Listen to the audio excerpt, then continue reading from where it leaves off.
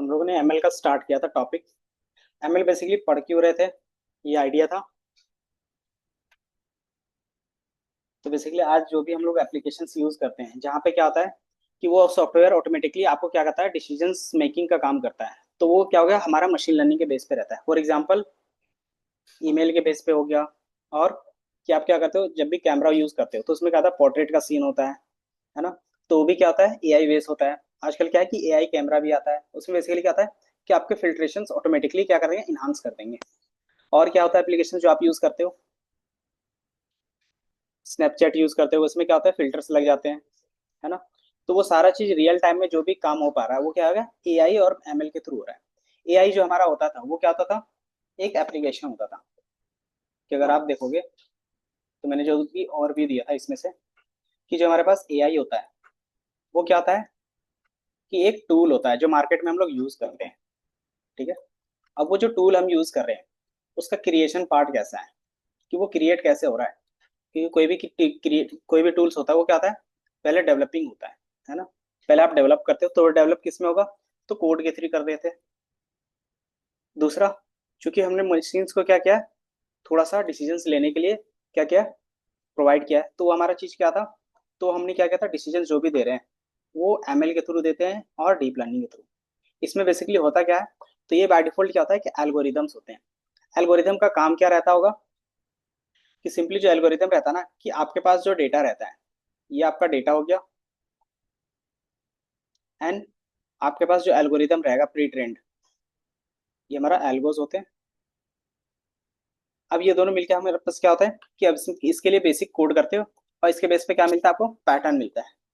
और इस पैटर्न को हम लोग आगे जाके क्या बोलते हैं, मॉडल्स। ठीक है। तो बाय डिफॉल्ट यहाँ पे जो हमारा क्रिएट होता है, कि जो भी चीज हमने क्या किया, कि डेटा साइंस बाय डिफॉल्ट आपका होता है कि टोटल जर्नी होता है। इसमें से पहला होता है डेटा एनालिटिक्स। आप इसमें क्या करते हो, बेसिक्स बिजनेस प्रॉब्लम सॉल्व करते हो। बेसिक बिजनेस प्रॉब्लम जो क्या रहता है, एज ए ह्यूमन आप सॉल्व कर रहे हो। अब यही चीज हम क्या करते हैं, ऑटोमेशन पे डाल सकते हैं। तो उसके लिए हमें क्या चाहिए, कि जो डिसीजन एज ए ह्यूमन हम ले रहे थे, वही डिसीजन किसको लेना पड़ेगा, मशीन्स को लेना पड़ेगा। तो मशीन जब खुद से डिसीजन लेता है तो वो हमारा क्या कहलाता है, इंटेलिजेंस कहलाता है। और चूंकि हमने इसको क्या किया है, आर्टिफिशियली क्रिएट किया है। आर्टिफिशियल का मतलब क्या होता है, जो मेन मेड होते हैं, है ना। तो हम क्या कर रहे हैं, इसको खुद से क्रिएट कर रहे हैं। तो वही चीज हमारा क्या होता है, एआई होता है। कि कोई भी ऐसा इंटेलिजेंस जो क्या है आर्टिफिशियली क्रिएटेड है ह्यूमन की तरह, तो वो हमारा क्या होगा, एआई हो गया। अब आप इसको यूज करते हो तो वही हमारा क्या होता है, एआई टूल्स होते हैं। तो जो मार्केट्स में आप यूज करते हो वो बेसिकली एआई टूल्स होते हैं। अब ये जो इसके पास इंटेलिजेंस आया वो कैसे आया, तो वो हम लोग पढ़ते हैं मशीन लर्निंग और डीप लर्निंग में। ठीक है। मशीन लर्निंग में क्या होता है कि बेसिक्स आप क्या करते हो, कि बेसिक डेटा पे और लेस डेटा पे, मतलब आपके पास ज्यादा डेटा नहीं है तो आप क्या कर सकते हो, मशीन लर्निंग में काम कर सकते हो। अगर आपके पास क्या ह्यूज डेटा है, अब उसके बेस पे क्या कि एक्यूरेसी भी आपको ज्यादा अच्छे से चाहिए, तो हमारा वो डीप लर्निंग देता है। बस इतना ही डिफरेंस होता है दोनों में। इसमें क्या होता है कि आप मैनुअली फीचर सेलेक्शन करते हो। फीचर सेलेक्शन का मतलब क्या होता है, कि जो भी आपके पास डेटा होगा, तो कौन सा डेटा हमारे ट्रेनिंग के लिए यूजफुल है, कौन सा डेटा ट्रेनिंग के लिए यूजफुल नहीं होगा, वो हम लोग मैनुअली यहाँ पे डिसाइड करते हैं। ठीक है। डीप लर्निंग में क्या आता है कि फीचर एक्सट्रैक्शन ऑटोमेटिकली होता है ना। तो ये बेसिकली डिफरेंस होगा। ठीक है। देन इसके बाद हमारे पास क्या रहेगा, कि एमएल का डेफिनेशन एंड आपके पास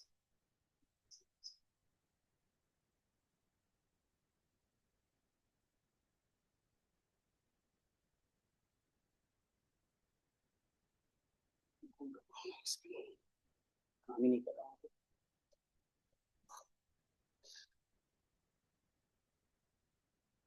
तो सिंपली हमने बताया कि जो हम लोग पहले कोडिंग करते थे वो किस तरीके से होता था, कि आपके पास डेटा होता था, उसके बेस पे आप प्रोग्रामिंग करते थे। प्रोग्रामिंग किस तरीके से, तो इफ एल्स के बेस पे, कि आप कंडीशंस लगाते थे, है ना। और कंडीशन हमारा क्या था डिसीजन मेकिंग रहता था। एंड देन उसके लिए कोड करते थे, एंड देन आपको वो आउटपुट मिलता था। लेकिन जब हम मशीन लर्निंग का यूज करते हैं तो उसमें बेसिकली क्या होता है, कि आप डेटा पास करते हो, और उस डेटा के बेस पे क्या आंसर होगा वो भी साथ ही साथ पास करते हैं।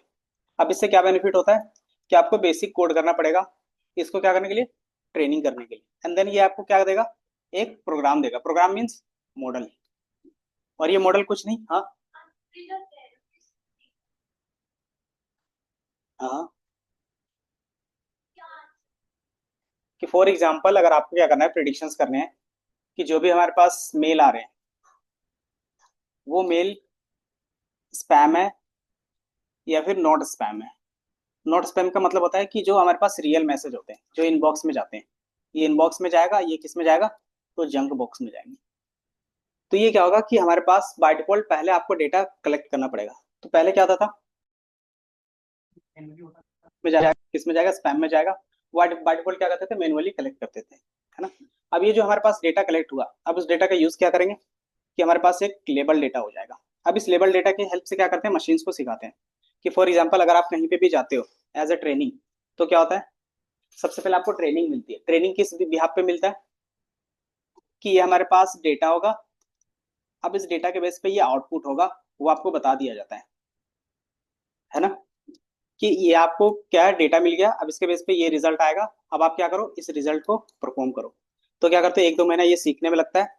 देन जैसे ये सीख जाते हो तो बेसिकली आप सीखते क्या इसमें से, कि इस तरीके से इनपुट होगा, उसका आउटपुट इस तरीके से होगा, आप वो समझ जाते हो।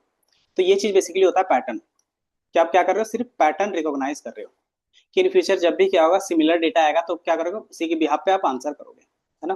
तो फिर क्या होता है कि आपका एक टेस्ट फेज होता है, आपको उसमें टेस्ट लिया जाता है। टेस्ट में क्या होता है, सिर्फ आपको क्वेश्चंस दिए जाएंगे। क्वेश्चन इन द सेंस कि आपको डेटा दिया जाएगा, अब उस डेटा के बिहाफ में आपको क्या करना है, आंसर्स प्रोवाइड करने हैं, ठीक है। तो ये क्या रहेगा कि आप टेस्टिंग के फेज पे आ गए।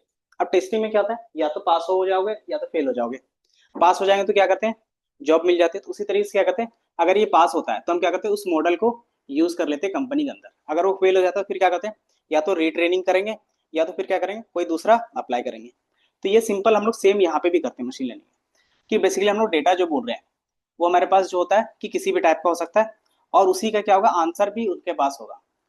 इससे क्या होता है कि किसी भी चीज को हम लोग ट्रेनिंग देते हैं तो इजिली वो क्या आता है, मेमोराइज हो जाता है और सीख भी लेता है ना।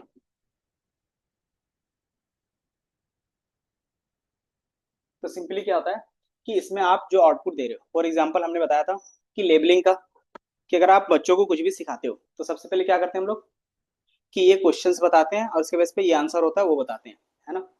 तो सेम हम लोग यहाँ पे भी करेंगे मशीन लर्निंग में भी, कि आपके पास जो डेटा है उसका आंसर भी होना चाहिए।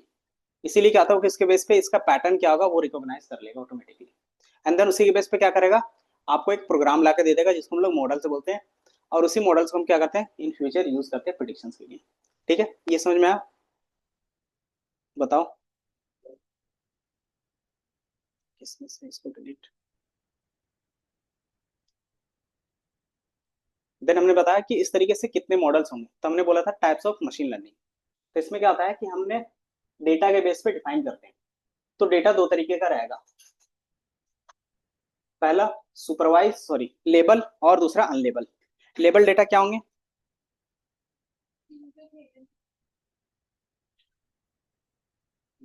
कि बेसिकली जो हमारे पास डेटा होगा, कि मैंने जो बताया ना, कि मान लो आपको जो ईमेल आ रहा है, तो ईमेल का जो हमने डेटा कलेक्ट किया था उसके साथ उसके पे क्या लिखा होगा कि प्रिडिक्शंस भी, ये स्पैम मेल है, ये क्या है कि नॉट स्पैम है, ये स्पैम है, ये नॉट स्पैम है। अगर इस तरीके से आपको डेटा मिल रहा है और मुझे क्या करना है, यही चीज फाइंड करना है मशीन्स के थ्रू भी इन फ्यूचर, तो ये हमारा लेबल डेटा होगा, ठीक है। तो इसको हम लोग बोलते हैं लेबल डेटा। अब लेबल में भी क्या रहता है, दो तरीके का रहता है। पहला, या तो ये कैटेगरिकल हो सकता है, या तो फिर क्या हो सकता है, कंटिन्यूस हो सकता है। कंटिन्यूस इन द सेंस कि जैसे हमने बोला हाउस प्राइस प्रिडिक्शंस का कॉन्सेप्ट, इसमें क्या होगा कि मान लो आपके पास एरिया है, नंबर ऑफ रूम्स है, देन लोकेशन है, और उसके बेस पे क्या है, प्राइस है, कि उसका क्या प्राइस होगा। तो प्राइस हमेशा क्या होगा कि मान लो 3 CR है, 3.5 CR है, 8 CR है, 8.3 CR है। तो इस तरीके से क्या होगा, ये नंबर होगा। और ये नंबर क्या होगा कि मे बी और मे नोट रिपीट हो सकता है ना। तो ये ज्यादा रिपीट नहीं होंगे, बट ये क्या होगा कि इसमें दो ही कैटेगरी हमेशा रिपीट हो रहा है, कौन सा, एक स्पैम का और एक नॉट स्पैम का। इसके अलावा तीसरा कोई कैटेगरी ही नहीं दिखेगा आपको। तो जब इस तरीके से दिखता है कैटेगरिकल, तो उसको हम लोग क्या बोलते हैं, क्लासिफिकेशंस, कि ये किस टाइप का प्रॉब्लम रहेगा, क्लासिफिकेशंस। आप जो भी डेटा करोगे क्लासिफाई कर रहे हो किसमें, दो चीजों में, या तो वो स्पैम होगा या तो नॉट स्पैम होगा। जब इस तरीके से हमारे पास डेटा रहेगा तो उसको बोलते हैं क्लासिफिकेशन प्रॉब्लम, ठीक है। अब ये चीज क्या है कि नंबर के बेस पे होगा, क्या होगा, किसी का क्या हो सकता है, 3 हो सकता है, किसी का 3.5, किसी का 3.2। तो इस तरीके से क्या होगा कि कंटिन्यूअस डेटा होगा, उसको हम लोग बोलते हैं रिग्रेशन प्रॉब्लम, ठीक है। ये हमारा क्या हो गया, रिग्रेशन। तो जो भी हमारे पास डेटा होता है लेबल डेटा, तो लेबल डेटा के हिसाब से जो भी मॉडल्स बनते हैं उसको हम लोग बोलते हैं सुपरवाइज। ठीक है। और जो सुपरवाइज में होता है उसको दो टाइप्स के होते हैं, एक क्लासिफिकेशंस और रिग्रेशंस। क्यों होते हैं तो हमने बता दिया, उसके लेबल के बेस पे। इसको बाय डिफॉल्ट हम लोग क्या बोलते हैं, लेबल डेटा, लेबल बोल सकते हैं या फिर टारगेट बोल सकते हो, कि जो भी हमारे पास गिवन है टारगेट गिवन है। लेकिन रियल वर्ल्ड में क्या रहेगा कि हो सकता है कुछ ऐसा भी डेटा होगा जो क्या होगा कि हमें क्या प्रिडिक्ट करना है वो हमें नहीं पता चलता, है ना। कि मान लो आपके पास क्या है कि इस तरीके से कुछ डेटा है, अब इसका वाई क्या होगा नहीं पता है। फॉर एग्जाम्पल जैसे मैंने बताया था कस्टमर सेगमेंट का, कि मान लो आप क्या करते हो शॉपिंग करने जाते हो, तो वहां से आपका क्या होता है डेटा कलेक्ट होता है। देन वो उस डेटा के बिहाफ में क्या करते हैं, वो अलग अलग ऑफर्स निकालते हैं। तो वो कैसे डिसाइड करते होंगे हमें किस कस्टमर को कैसा ऑफर देना चाहिए। तो सिंपली वो क्या करते हैं ना कि अपने कस्टमर को तीन चार कैटेगरी में डिफाइन कर देते हैं, कि जितना भी हमारे पास कस्टमर है उसका क्या करो, चार से पांच कैटेगरी डिफाइन कर दो। कैसे, तो उसका जो भी इनकम होगा, कि उसका इनकम कैसा है उसके बेस पे, उसने कितना यहाँ पे स्पेंड किया है उसके बेस पे, उसकी फ्रीक्वेंसी कितना है इस मॉल पे आने के उसके बेस पे। तो इन चीजों के कंबाइन के बेस पे हम क्या करते हैं, अलग अलग ग्रुप बनाते हैं। तो एक ग्रुप बन गया मान लो प्रीमियम का, एक बन गया मीडियम का, एक बन गया चीप का। ठीक है। तो अब इसी के हिसाब से क्या करेंगे कि जो हमारे पास पूरा डेटा होगा उसको कितने ग्रुप में डिवाइड कर रहे हैं, तो तीन ग्रुप से। तो ये बेसिकली होता है क्लस्टर्स, कि आपको क्या प्रिडिक्शंस करना है आपको नहीं पता है, लेकिन आपको पता है कितने, क्या पता है, सिर्फ ग्रुपिंग। कि हम नहीं, ये अभी हम लोग, ये डेटा आपका कलेक्टेड है। अब इसके बेस पे हम क्या करते हैं ना, अनसुपरवाइज में करते हैं। ये हमारा अनलेबल डेटा होता है। अनलेबल का मतलब हो गया कि आपके पास वैसा अवाई नहीं होगा जिस तरीके से यहाँ पे दिख रहा था, है ना। अब इसके बेस पे हम सिर्फ क्या करते हैं, यहाँ पे ग्रुपिंग करते हैं। और ये जो ग्रुपिंग करेंगे वो हम लोग मैनुअली नहीं करेंगे, वो हम क्या करेंगे, एल्गोरिदम्स यूज करेंगे उसके लिए। हाँ। तो यहाँ पे जो हमारे पास अनलेबल डेटा है, तो इसमें हम क्या करें, ग्रुपिंग्स बना रहे हैं। और ग्रुपिंग्स जब भी हम लोग बनाते हैं तो उसको बोलते हैं अनसुपरवाइज लर्निंग। ठीक है। कि हमारे पास क्या होगा, अनलेबल डेटा होगा। अनलेबल डेटा के बेस पे हम क्या करते हैं, कुछ एल्गोरिदम परफॉर्म करेंगे, तो वही हमारा क्या होगा, अनसुपरवाइज होगा। अब इसके बेस पे क्या बनेगा, तो क्लस्टर्स बनेंगे। क्लस्टर्स बाय डिफॉल्ट किसको बोलते हैं, ग्रुप्स को। तो ये बनेंगे। देन री होता है, इसमें क्या होता है कि आपके पास डेटा ही नहीं होगा, कि इन दोनों में हमारे पास डेटा था, एक में लेबल था एक में अनलेबल था, तीसरे में क्या होगा, कोई डेटा ही नहीं होगा। तो वो कैसे सीखेगा, कि मान लो आपको कोई पढ़ाने वाला नहीं है, तो आप कैसे सीखते हो, हिट एंड ट्रायल करके। कि पहले अप्लाई करते हो, देन क्या होता है पता चलता है कि ये सही है, तो क्या करते हो आगे बढ़ते हो, अगर गलत रहता है तो क्या करते हो फिर से स्टार्ट करते हो। तो सेम प्रोसेस यहाँ पे भी होता है। री में होता है क्या, कि ये सीखता है अपने मिस्टेक से। कैसे सीखेगा, तो जो भी उन्होंने मिस्टेक किया वो डेटा को क्या करेगा, स्टोर कर लेगा। और वो मिस्टेक को क्या करेगा, दोबारा वो रिपीट नहीं करेगा, बस इतना ही रहता है। ठीक है। तो ये हमारा क्या होगा, री होगा। तो री मैंने बताया था कि क्या होता है, एक अलग ही पूरा कॉन्सेप्ट होता है। तो हम लोग को जो यहाँ पे मशीन लर्निंग में पढ़ना होता है वो सुपरवाइज और अनसुपरवाइज का कॉन्सेप्ट पूरा डिटेल से पढ़ना रहेगा। ठीक है। ओके सर, आगे। तो ये दो चीज हमने बता दिया। तो सेम यहाँ पे एग्जांपल दिख रहा है कि जो भी हमारे पास सुपरवाइज होगा वो क्या होगा, लेबल होगा। लेबल इन द सेंस कि उसके पास कुछ एक्स होंगे और कुछ वाई होंगे। जूम, दिख रहा है। तो हमारे पास क्या होंगे, कुछ लेबल्स डेटा होंगे और कुछ अनलेबल डेटा होंगे। ये ऊपर जाता है।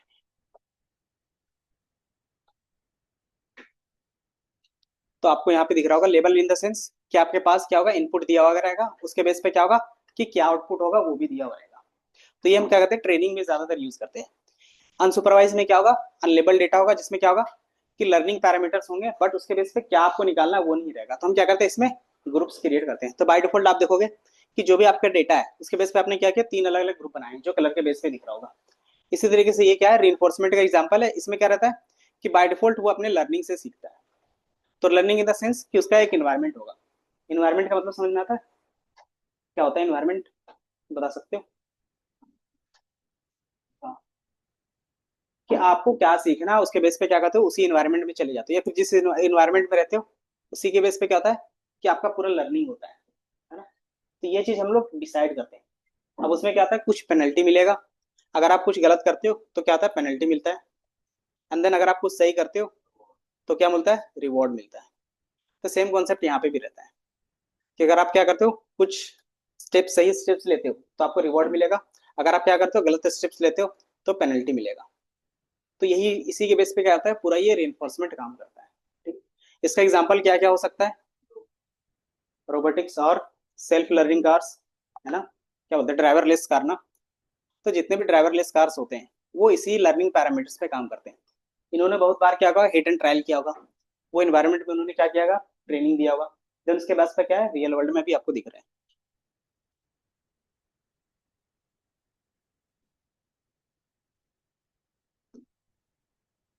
देन यही क्या एग्जाम्पल के फॉर्म में, जो अभी जैसे एआई मेट्रो है, जैसे मेट्रो है, जो ऑटोमेटेड है, वो तो डाटा से ट्रेंड है। हाँ डेटा पे ट्रेंड है। जैसे ऑटो पायलट होता है प्लेन का, तो वो अभी उसको हमने क्या किया, जो मेट्रो चल रहा था दिल्ली में, कब से मेट्रो चल रही है,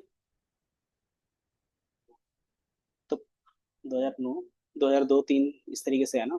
हाँ, तो मान लो क्या है कि टोटल 20 साल हैं, तो उन्होंने जो 20 साल में डेटा कलेक्ट किया उसके बिहाफ में क्या किया, अभी ट्रेनिंग किया है, जिसके बेस पे क्या है कि उनका मॉडल मिला है। समझे। तो वो चीज हम लोग क्या कर रहे हैं, अभी यूज कर रहे हैं। क्यों यूज कर रहे हैं वैसा, क्योंकि उसमें क्या होता है कि लाइव थ्रेड का ज्यादा चांसेस रहेंगे, कि अगर मॉडल सही से नहीं काम करेगा, डेटा कम रहेगा तो क्या होगा, एक्यूरेसी कम होगा, एक्यूरेसी कम होगा तो क्या होगा कि एरर के चांसेस ज्यादा होंगे। तो उस चीज को रिड्यूस कैसे कर सकते हैं, तो आपको ट्रेनिंग अच्छे से करना पड़ेगा, तो वो रहता है। तो अभी हमारे पास क्या है कि 20-30 साल हो गए डेटा कलेक्ट करते करते, अब क्या करें, उस डेटा का हम लोग यूज कर रहे हैं। तो हर फील्ड में क्या है कि एआई का यूज हो रहा है। क्यों, क्योंकि डेटा के बेस पे क्या करता है, वो पैटर्न निकालता है, और वो पैटर्न अच्छे से निकाल पाया तो उसका मतलब क्या है कि उसमें एक्यूरेसी वो अच्छा देगा। जैसे आप जनरली तो आपको ये एक तरीके से एनफोर्समेंट भी स्विच कर सकते हैं, तो सोल्यूशन के लिए। हिट एंड ट्रायल का मतलब क्या होता है, देखो सर, अब तो चल रहा है ना, सही चल रहा है, तो अब जो चल रही है तो वो उनका भी गाना रिकॉर्ड हो ही रहा हो, हाँ। तो अब तो खुद से भी सीख सकते हैं। तो जो हम लोग अभी देख रहे हैं ना, उसमें क्या है कि अब उसको हम लोग इम्प्रूव कर रहे हैं, कि यहाँ पे क्या एरर आ रहा है, इस चीज को कैसे इंप्रूव कर सकते हैं। तो जो मॉडल है ना उसी को इंप्रूव करें, कि पहले 90% एक्यूरेसी था, अब उसको 91, 92, 93 इस तरीके से इंक्रीज कर रहे हैं। री का मतलब है कि उसको नहीं पता है कि किधर जाना है, समझे। तो वो क्या करेगा, हिट एंड ट्रायल करेगा। तो अगर आप क्या करते हो, hit and trial real world में करते हो तो क्या होगा, बहुत ज्यादा लॉस होगा ना। तो ये चीज नहीं होता, जैसे कार वाले सेंस में क्यों हुआ, क्योंकि कार में क्या होता है ना, तो बड़ी कंपनीज के पास क्या होता है कि पूरा एक एरिया होता है ट्रेनिंग के लिए, कि मान लो उन्होंने क्या किया, 100 एकड़ का लैंड ले लिया है, उसमें क्या किया, पूरा रोड बना दिए, उसी बिहाफ में क्या किया, पूरा एनवायरमेंट क्रिएट किया, अब उसके बेस पे क्या हिट एंड ट्रायल चलता है ना। तो इस तरीके से अगर आप देखोगे तो जितने भी हिट एंड ट्रायल्स थे ना, वो आपको हर एक वीडियो पे मिल जाएगा। जैसे आप लिखोगे ना, गूगल का सेल्फ ड्राइविंग कार्स का हिट एंड ट्रायल्स कितने थे, तो उसके बेस पे टेस्ला का कितना था वो। अब इसमें क्या रहता है कि इसके जो अच्छी चीजें रहती है वो आपको दिखता है, बाकी जो इनका क्या है कि इसके बेस पे कितने एक्सीडेंट हुए होंगे, किस तरीके से ने अच्छे से परफॉर्म नहीं किया होगा, वो सारा चीज क्या था, रिपोर्ट पब्लिश नहीं करते। क्यों, क्योंकि अगर वो रिपोर्ट पब्लिश करेंगे तो उसमें क्या होगा कि उनके सेल्स डिक्रीज हो जाते हैं। तो यही चीज रहता है कि उसने कितना हिट एंड ट्रायल के बेस पे कितना एक्यूरेसी किसमें किया, किसमें कितना लॉस हुआ, वो नहीं करते। तो उसमें क्या था कि जब परफेक्शन आ जाता है तो वो 90%, 99% इस तरीके से दिखाते हैं, 100% कभी भी नहीं दिखाएंगे। तो वो रहता है एक्यूरेसी बेस पे। ठीक है। तो यहाँ पे सबका क्या एग्जाम्पल था, मैंने बताया था कि एग्जाम्पल के साथ आपको दिखेगा। देन इसके बाद जो कॉन्सेप्ट था कि हमारे पास जो मॉडल्स होंगे, मॉडल इन द सेंस कि जो भी चीज आप क्रिएट करोगे तो उसमें जो मॉडल होंगे दो तरीके का बनेगा, एक पैरामीट्रिक्स रहता है और दूसरा नॉन पैरामीट्रिक। अब पैरामीट्रिक का मतलब क्या होगा, नॉन पैरामीट्रिक का मतलब क्या होगा, वो हम लोग देखते हैं। तो मैंने एक डिसाइड किया, मैंने एक इक्वेशंस बताया था y=mx+c का, और एक और इक्वेशंस बताया था, क्या चीज, डिस्टेंस का। तो इसका क्या था, y2 - y1 का whole square plus y2, sorry x2 x1 का होल स्क्वायर। ये था ना, ये था ना माइनस। तो ये बेसिकली हमारे पास क्या किसका इक्वेशन था, याद है, तो ये लाइन इक्वेशन होता है। हाँ। और ये हमारा बेसिकली क्या था, डिस्टेंस फार्मूला था। इसको हम लोग बेसिकली क्या बोलते थे, पाइथागोरस प्रमेय, या फिर क्या बोलते थे, यूक्लिडियन थ्योरम, है ना। तो यही बेसिकली हम लोग यूज कर रहे थे। अब इसमें क्या करेंगे हम लोग, इस चीज का यूज करते हैं हम लोग एमएल, यही हमारा क्या था ना, एमएल का पहला मॉडल होता है, ये हमारा पहला मॉडल हो गया। और ये भी हमारा क्या है, एमएल का ही मॉडल है। तो ये कोई दूसरा तीसरा मॉडल्स होगा। तो इसी चीज में क्या है कि हमने जो भी बताया, मॉडल जो होता है वो एल्गोरिथम बेस होता है। और एल्गोरिथम होते क्या है, बताया था, क्या होता है, व्हाट इज एल्गोरिदम, कि आप क्या करते हो, सेट ऑफ इंस्ट्रक्शंस फॉलो करते हो, एंड देन उससे क्या होता है कि आपका एक सेट ऑफ आउटपुट मिल जाता है, कि अगर आप ये इंस्ट्रक्शंस फॉलो करोगे तो आपको ये आउटपुट मिलेगा, ये इंस्ट्रक्शंस फॉलो करोगे तो आपको ये आउटपुट मिलेगा, है ना। फॉर एग्जाम्पल बोलते हैं ना कि 12th सही से पास करो, फिर ग्रेजुएशन करो, तो आपका क्या होगा, एक अच्छी कंपनी में आप काम करोगे। या फिर क्या करते हो कि जेई निकालो। इस तरीके से जेई में क्या करते हो, आप इस तरीके से पढ़ते हो, 2 घंटे क्या करते हो, रीडिंग करते हो, 2 घंटे कोचिंग जाते हो, 2 घंटे प्रैक्टिस करते हो। अगर आप ये फॉलो करोगे तो क्या होगा कि आपका एग्जाम निकल जाएगा। तो ये किसके बिहाफ में बोलते हैं कि ये पैरामीटर होंगे, या फिर ये इंस्ट्रक्शंस मुझे फॉलो करने होंगे। क्योंकि मोस्ट ऑफ द स्टूडेंट्स जिन्होंने जेई क्रैक किया होगा, या फिर जो जिन्होंने नीट क्रैक किया होगा, वो सेम इसी तरीके से पढ़ रहे होंगे, है ना। इसीलिए क्या किया है कि आपको भी बोला गया है कि इस तरीके से पढ़ो, है ना। बट उसमें एक और फैक्टर ऐड होता है, क्या, लर्निंग है।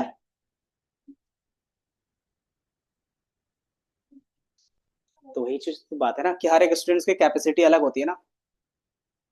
हम्म? तो जिसकी कैपेसिटी जैसी है उसके बेस पे क्या करते हैं, उसी का हम लोग क्या करते हैं, इंस्ट्रक्शंस फॉलो करते हैं।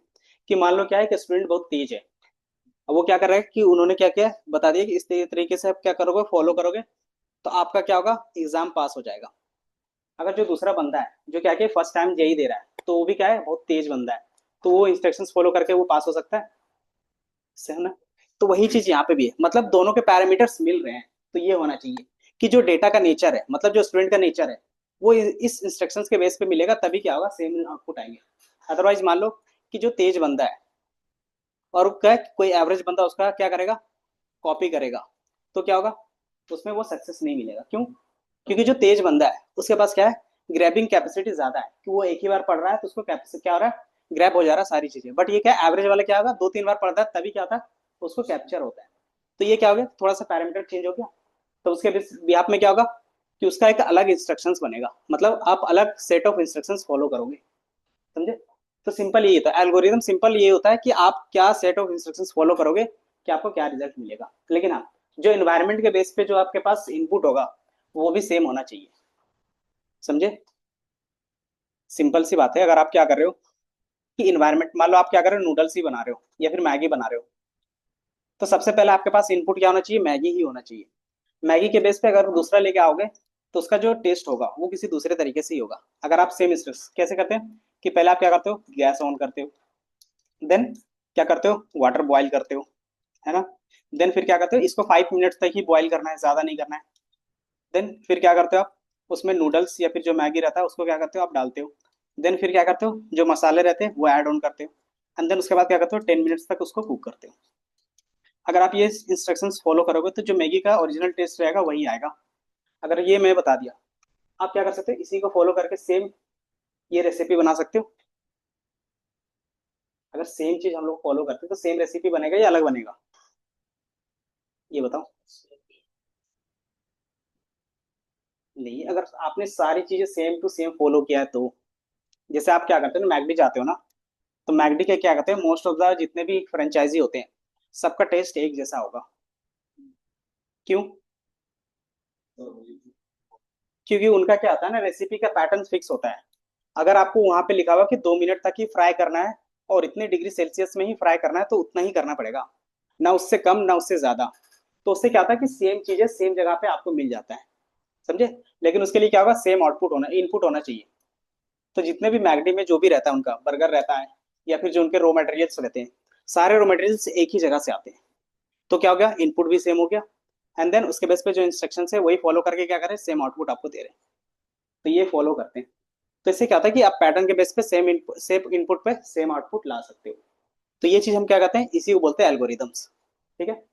जैसे आपका डेली का क्या रहता है, डेली के बेस पे आप क्या करते हो, सुबह उठते हो, देन फ्रेश होते हो, देन फिर आप क्या करते हो, अगर कॉलेज है तो कॉलेज जाते हो, देन क्या ट्यूशन है तो ट्यूशन जाते हो, है ना। तो ये क्या होगा, एक स्टूडेंट लाइफ का एल्गोरिदम हो गया। यही चीज वर्किंग का क्या होगा कि अगर आप वर्किंग प्रोफेशनल्स का अगर एल्गोरिदम देखोगे तो क्या रहेगा, वो भी सुबह उठेगा, ब्रेकफास्ट करेगा, फ्रेश होगा, देन ऑफिस ऑफिस का काम करेगा, देन वापस घर। तो इसी तरीके से क्या होता है कि सेट ऑफ इंस्ट्रक्शंस होते हैं जिसको आप फॉलो करते हो। तो वही हमारा एल्गोरिदम्स होते हैं। तो उसमें दो तरीके के होते हैं। पहला कि इसमें कुछ एक्स्ट्रा चीजें आप ऐड ऑन कर सकते हो। तो जैसे मैंने इक्वेशंस बताया था, y = mx + c। तो ये बेसिकली एक लाइन का इक्वेशंस था।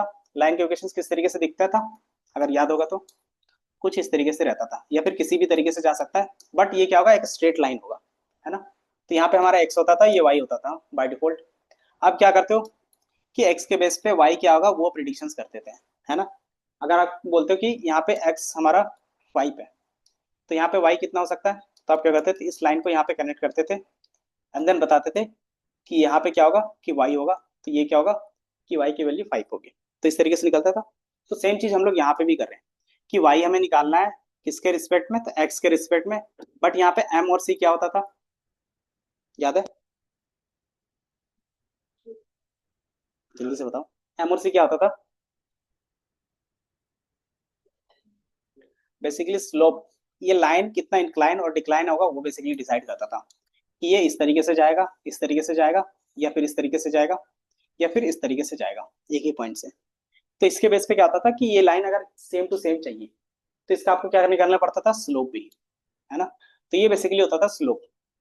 दूसरा सी, सी क्या करता है कि हमारा वाई कहाँ पे कट हो रहा है, कि अगर एक्स की वैल्यू जीरो रखते हैं, अगर हमारा इनपुट जीरो होगा तो आउटपुट कितना होगा, मिनिमम। तो जहाँ पे वो वाई कट करता है वही हमारा क्या होगा, ये वैल्यू होगा। अब इसके बेस पर हम क्या कर सकते हैं, ये लाइन को हम लोग कहीं भी ट्रांसफर कर सकते हैं। अगर एम की वैल्यू अगर आप इंक्रीज और डिक्रीज करते हो तो कुछ इस तरीके से दिखेगा। अगर आप सी की वैल्यू इंक्रीज और डिक्रीज करोगे तो कुछ इस तरीके से दिखेगा, क्योंकि कहीं सी यहाँ पे कट कर सकता है, तो यहाँ पे कट कर रहा है, कभी यहाँ पे कट कर रहा है। तो ये हम क्या करें, सी की वैल्यू चेंज कर रहे हैं तो लाइन क्या हो रहा है, इधर उधर मूव कर रहा है। इसी तरीके से हमने क्या किया कि सी मान लो कांस्टेंट है, यहीं पे कट कर रहा है, बट क्या होगा कि ये लाइन इधर से भी जा सकता है, इधर से भी जा सकता है, इधर से भी जा सकता है, इधर से भी जा सकता है। तो ये कैसे मूव कर रहा है, तो ये एंगल के बेस पे मूव कर रहा है ना। तो ये दो चीज हमारे पास होती है।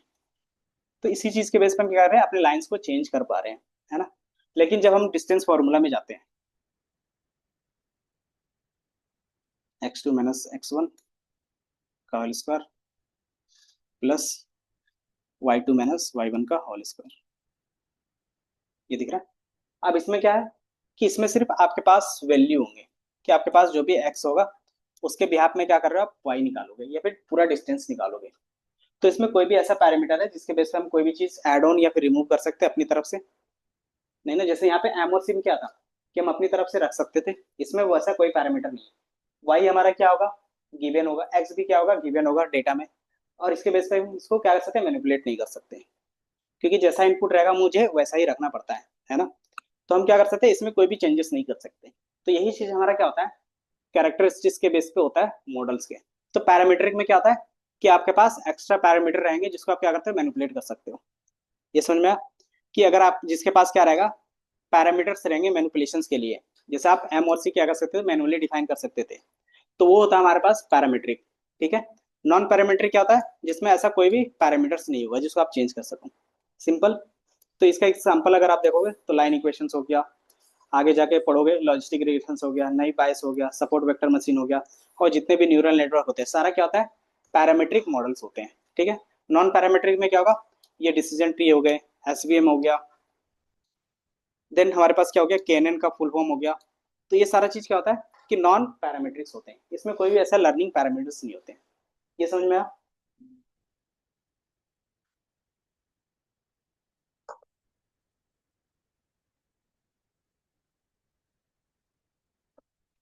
तो इसके कुछ एग्जांपल्स हैं, कंपैरिजन से पैरामीटर्स में क्या होते हैं, नॉन पैरामीटर्स में क्या होते हैं, वो हमने दिखाया था।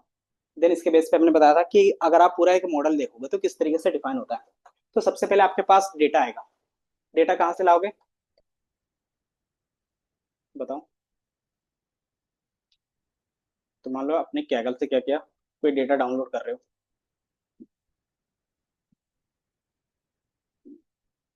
तो मान लो ये कॉम्पिटिशन है, कॉम्पिटिशन सबसे बेसिक्स, मान लेते ये हाउस प्राइस प्रेडिक्शन है।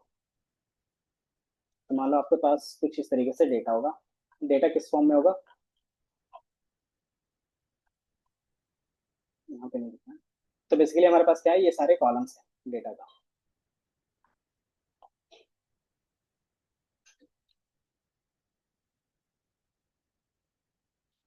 बिना असाइनमेंट के नहीं दिखेगा।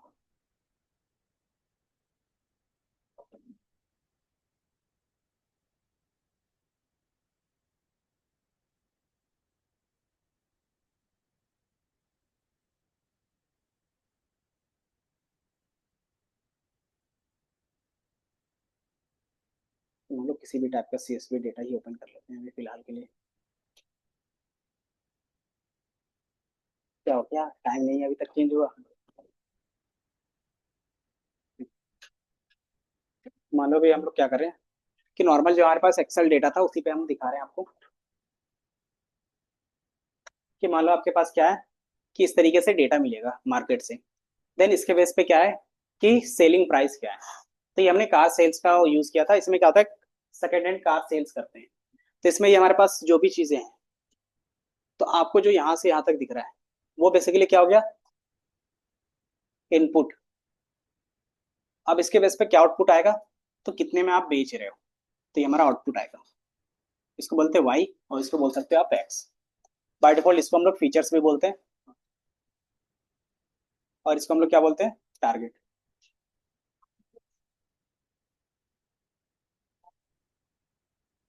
फोन नंबर एक्स,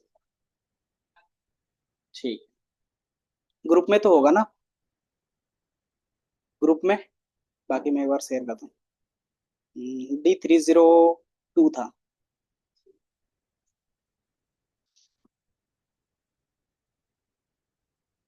इसको हम लोग फीचर्स बोलते हैं। इसके बेस पे क्या होता है, टारगेट हमें निकालना पड़ता है। तो इस तरीके से आपके पास गिवन हो सकता है, ठीक है। अब इस तरीके से गिवन होगा तो हम लोग क्या बोलते हैं, इसको लेबल बोलते हैं। ये हमारा लेबल डेटा है।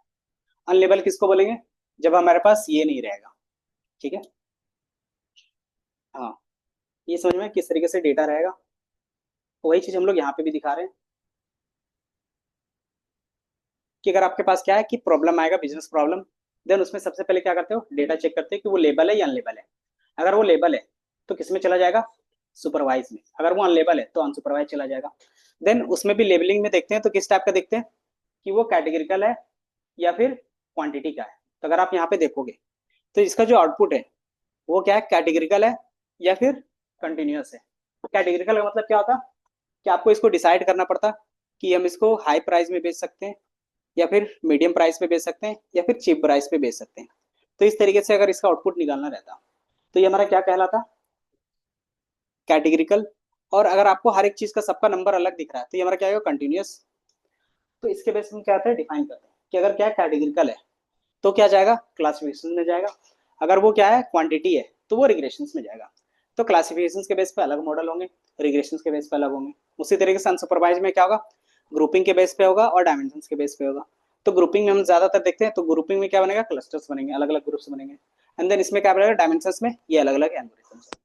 तो ये इस तरीके से क्या होता है, यूज होता है कि आपका बिजनेस प्रॉब्लम जिस हिसाब से रहेगा उसी टाइप का क्या बनेगा, एल्गोरिथम्स बनेगा। तो ये क्या रहते हैं, एल्गोरिथम्स, जो आपको याद रखने पड़ते हैं। अब हमें क्या करना पड़ेगा, सारे याद रखने पड़ेंगे या कुछ। तो दो तरीके से चलता है मार्केट में। पहला, जितना यूज हो रहा है उतना ही याद रखो। दूसरा, सारे चीज याद रखो। तो सारी चीज याद रखना किसी के लिए पॉसिबल नहीं होता। तो जितना जो मार्केट में यूज हो रहा है वो प्लस जो इंटरव्यू में पूछा जाता है वो आप याद रखोगे बस, ठीक है। बाकी कितने होते हैं वो आपके ख्याल से 8-9 एल्गोरिदम्स होंगे जो आपको थोड़ा सा याद रखना है। जिसमें से दो इक्वेशन, दो एल्गोरिदम्स आपको याद है, लाइन इक्वेशंस और डिसीजंस का। याद है, भूल गए, जो भी बता रहे थे वही तो एक एल्गोरिदम्स है। तो दो एल्गोरिदम्स तो ऐसे ही आपको याद हो गए। तो इसी तरीके से क्या रहेंगे, और भी एल्गोरिदम्स रहेंगे, ठीक है। अब इसमें वही चीज लिखा हुआ है विजुअल्स के फॉर्म में। बाकी एग्जाम्पल दिया हुआ था कि किस चीज का क्या यूज कर रहे हैं हम लोग रियल वर्ल्ड में, दिख रहा है। तो सुपरवाइज है तो उसका कहाँ कहाँ पे यूज हो रहा है, अनसुपरवाइज है तो उसका रियल वर्ल्ड में कहाँ पे यूज हो रहा है, देन रिइंफोर्समेंट पर कहाँ पे यूज हो रहा है। तो ये सारी चीजें होती हैं। तो ये सारे डिफिनेशंस के फॉर्म में। फीचर्स किसको बोलते हैं, लेबल किसको बोलते हैं वो हमने बता दिया। देन मॉडल्स क्या होता है, तो मॉडल क्या होता है कि ये रिलेशनशिप होता है बिटवीन फीचर्स एंड लेबल्स, ठीक है। तो ये आपको कुछ इस तरीके से दिखेगा कि आप डेटा पास करोगे और एल्गोरिदम्स पास करोगे, उसके बेस पे क्या होगा, मॉडल मिलेगा। और वही हमारा क्या आता है, प्रिडिक्शंस होते हैं। देन इसमें आप जब भी ML यूज करते हो तो ये स्टेप्स होंगे। क्या क्या स्टेप्स फॉलो करने पड़ेंगे, सबसे पहला आपको डेटा कलेक्ट करना पड़ेगा। तो डेटा कलेक्शन का काम होता है कंपनी का। अगर आप एज ए ML की तरह काम कर रहे हो तो आपको क्या करना पड़ता है, डेटा कलेक्शन पे काम नहीं करना पड़ता। अगर आपको क्या बोलता है कि स्क्रैच से सारा काम करो, मुझे नहीं पता डेटा कैसा लगेगा, तो आपको काम करना पड़ता है। बट क्या रहता है इसके लिए अलग से हर एक चीज के लिए अलग टीम होगी। इसके लिए जो टीम होता है उसको बोलते हैं वेब स्क्रैपर्स। ठीक है, वो क्या करेगा, अलग अलग जगह से डेटा लाएगा और आपको लाके दे देगा। देन डेटा प्रिपरेशंस, ये डेटा प्रिपेयर कौन करता है, तो डेटा एनालिस्ट। अगर वो प्रिपेयर नहीं कर रहा तो आपको खुद करना पड़ेगा। ठीक है, तो इसीलिए कहा था कि देन एमएल का यहाँ से काम स्टार्ट होता है, कि एज ए एमएल इंजीनियर्स आप यहाँ से काम स्टार्ट करते हो। ठीक है, तो सबसे पहले क्या होगा, किस डेटा पे किस टाइप का मॉडल लगेगा वो आप चूज करते हो, देन उसको ट्रेन करते हो। ठीक है, ट्रेनिंग करने के बाद हम क्या करते हैं, क्रॉस चेक करते हैं कि जो हमने ट्रेनिंग दी है वो सही है या गलत है, या फिर उसके बेस पे कितना एक्यूरेसी आ रहा है। देन फिर हम क्या करेंगे कि अगर गलत आ रहा है तो उसमें क्या करेंगे, कुछ चेंजेस करेंगे, जिसको क्या बोलते हैं, पैरामीटर ट्यूनिंग। देन अगर देन सारा चीज सही से चल रहा है फिर हम क्या करते हैं, मार्केट में यूज करते हैं एज अ प्रिडिक्शन की तरह। ठीक है, तो ये सारा चीज हम लोग यूज कर लेते हैं। ये कहाँ पे ज्यादातर यूज होता होगा रियल वर्ल्ड में, और भी एग्जांपल बताओ।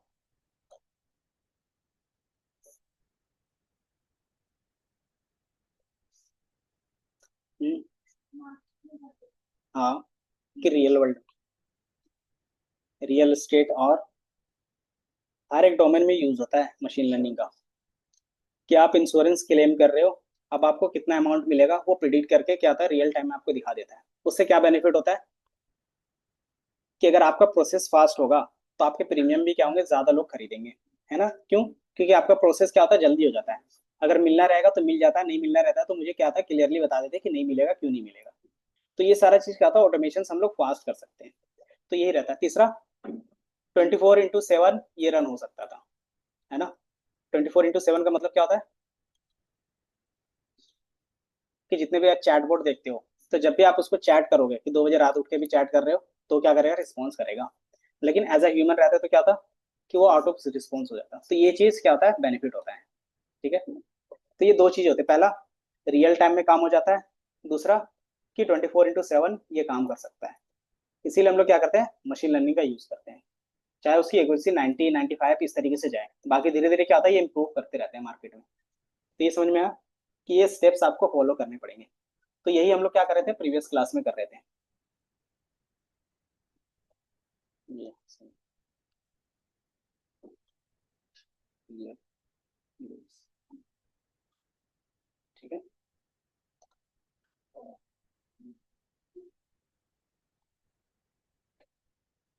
Data collection, data preparation, machine learning, training, evolution, parameters making और एप्लीकेशंस जो रियल वर्ल्ड में आपको दिखते हैं।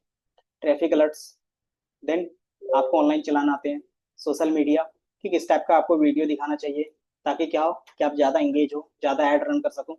देन ट्रांसपोर्टेशन एंड कम्युनिटिंग, जैसे हमारा ओला उबर होते हैं, वो क्या करते हैं, शॉर्टेस्ट पाथ की जिसके बेस पे क्या होगा कि कम फेयर ले सकें।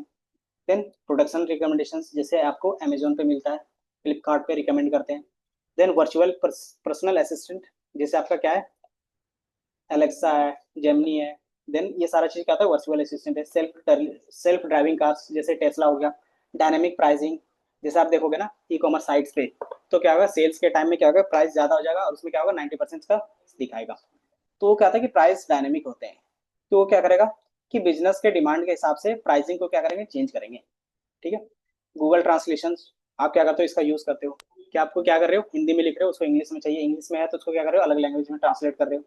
ऑनलाइन वीडियो स्ट्रीमिंग, अगर आप देखोगे तो क्या होता है कि ऑनलाइन प्रेडिक्शंस भी होने लगता है। देखो, मैच में ज्यादातर ये यूज होता है। देन फ्रॉड डिटेक्शंस, कि जैसे क्या होता है कि आपको मेल या फिर मैसेज आते होंगे कि आपका क्या है, अकाउंट यहाँ से क्या है, कितने रुपए का क्या हो रहा है, डिबेट हुआ है, क्या बोलते हैं उसको, ट्रांसफर हुआ है, तो या फिर डेबिट हुआ है। तो उसके बेस पे क्या आता है कि आपको मैसेज आता है कि ये आप हो या नहीं हो। अगर आप हो तो इस मैसेज को इग्नोर कर सकते हो, नहीं तो क्या कर सकते हो, बैंक में जाकर कंप्लेन कर सकते हो। तो ये क्या होता है, रियल टाइम के लिए होता है। ठीक है, तो ये हमारे क्या है, रियल वर्ल्ड एप्लीकेशन दिख रहे होंगे आपको।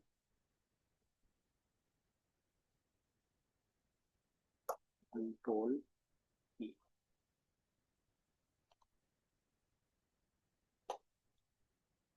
देन फिर इन फ्यूचर अगर आप पढ़ते हो तो हमारे पास क्या होते हैं कि मशीन लर्निंग से आप अभी जो स्टार्ट करोगे वो स्टेटिस्टिकल मॉडलिंग होगा।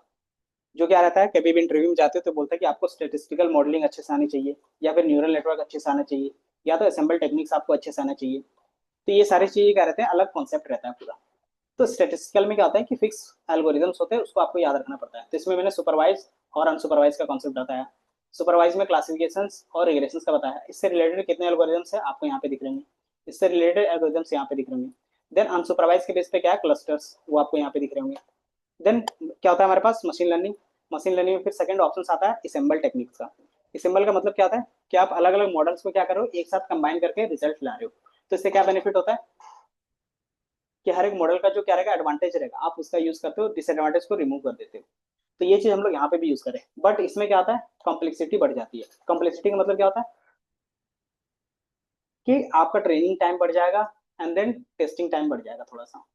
क्यों? क्योंकि आपके पास क्या है कि एक मॉडल पहले जहाँ पे कर रहे थे, अब क्या करो कि तीन चार मॉडल का कंबाइन करके एक साथ रन कर रहे हैं, तो क्या होगा, टाइम टेकिंग तो होगा।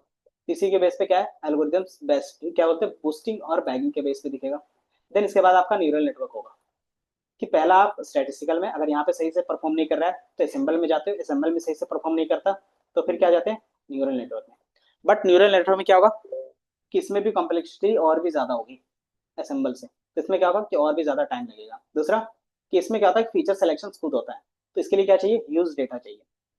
कि स्मॉल डेटा पे आप काम नहीं कर सकते न्यूरल नेटवर्क पे। अगर काम भी करते हो तो क्या होता है, एक्यूरेसी आपको नहीं मिलेगा। सिंपल रहता है कि आपके पास ज्यादा डेटा है तो क्या कर सकते हो, न्यूरल नेटवर्क पे जा सकते हो। बट क्या होगा कि आपके पास एक्यूरेसी, फिर डेटा पे एक्यूरेसी अच्छे नहीं देते। तो कम डेटा पे कौन एक्यूरेसी देगा, तो स्टेटिस्टिकल मॉडलिंग देता है और असेंबल। ये समझ में आया? तो दोनों का अपना अपना यूज केस है कि कब कौन सा यूज करेंगे। फॉर एग्जाम्पल मार्केट में क्या होता है, कुछ डेटा सेंसिटिव होता है जो क्या होता है किसी के साथ शेयर नहीं होता, तो वो सिर्फ क्या रहेगा, कंपनी के पास रहेगा। और वो इतना भी डेटा नहीं होगा कि आप उसको न्यूरल नेटवर्क बेस पे ट्रेन कर सको। तो वहां पे क्या यूज होगा, मशीन लर्निंग का यूज होगा। तो ये जो हमारा पार्ट होता है यहाँ से लेके यहाँ तक का, उसको मशीन लर्निंग के पार्ट बोलते हैं। और यही चीज मशीन लर्निंग में हम क्या करते हैं, यूज करते हैं, तो उसको हम लोग बोलते हैं डीप लर्निंग। बस ये मशीन लर्निंग का पार्ट है। बट क्या करें हम लोग, और भी डिटेल से पढ़ते हैं। अब इसमें क्या आता है कि फिक्स एल्गोरिदम्स नहीं होते, इसमें एल्गोज नहीं होते, हम इसमें न्यूरल नेटवर्क का यूज करते हैं। और न्यूरल नेटवर्क हम अपने हिसाब से डिफाइन करते हैं। ठीक है, तो इसमें वैसा कोई एल्गोरिदम्स नहीं होता बस। और इन चीजों में क्या होता है, फिक्स एल्गोरिदम होता है जिसको आपको फॉलो करना पड़ेगा। ठीक है, तो ये समझ में आ गया। तो ये एक बेसिक डिफरेंस देखोगे ट्रेडिशनल एमएल पे और डीप लर्निंग में। डिफरेंस क्या दिखेगा, सिर्फ फीचर एक्सट्रैक्शंस का पार्ट, है ना। तो ये पहला पार्ट होता है, दूसरा डेटा का, और तीसरा कॉम्प्लेक्सिटी का। तीन डिफरेंस होते हैं। ठीक है, कि पहला मशीन लर्निंग में feature selection as a human आपको करना पड़ेगा। डीप लर्निंग क्या करेगा, आपके लिए फीचर एक्सट्रैक्शन कर देगा। दूसरा, इसमें लेस डेटा से काम चल जाएगा, इसमें ह्यूज डेटा चाहिए। तीसरा, इसमें लेस कंप्यूटेशन से काम चल जाएगा, इसमें जो भी आपके पास हार्डवेयर होना चाहिए वो ज्यादा स्ट्रांग होना चाहिए। इसमें नॉर्मल हार्डवेयर से भी काम कर सकते हो। और इसमें क्या रहेगा, आपके पास जीपीयू या सीपीयू पे काम करते हैं। ठीक है, तो ये क्या होगा, डिफरेंस हो गया। तो अभी हम लोग ये पार्ट देखेंगे, फिर आगे जाके फिर डीप लर्निंग देखेंगे। ठीक है, तो ये पिछले क्लास का पूरा रिकैप हो गया। अब हम लोग आगे बढ़ेंगे। आगे क्या था आज का, कि मान लो हाउस प्राइस पे ही काम कर लेते। अच्छा, कल पिछले क्लास में हम क्या कर रहे थे, ईडीए का पार्ट ना। हम्म, तो हाउस प्राइस प्रिडिक्शंस पे ही स्टार्ट कर लेते हैं, क्योंकि हमें रिग्रेशन वो क्लासिफिकेशन का प्रॉब्लम बना रहे थे ना। तो आज पहले रिग्रेशन से स्टार्ट कर लेते हैं, जो हमने इक्वेशंस पढ़ चुके हैं। कौन सा, y equal to M X plus C. और वो क्या है, हाउस प्राइस प्रिडिक्शंस के बेस पे ही बात कर लेते हैं। तो इसमें से मैं कोई यही डेटा डाउनलोड कर सकते हैं, या फिर मेरे पास एक डेटा डाउनलोड किया होगा। देन इसके बाद जो स्टेप्स आते हैं वो मैं आपको बता देता हूँ। इसके बाद आता है पहला, कि data collection, and then data pre processing. जो हम लोगों ने किस में देखा था, डेटा एनालिसिस के पार्ट में देखा था, ईडीए वाले पार्ट में, है ना, जो पांडास के साथ आप करते थे। तो हमारे पास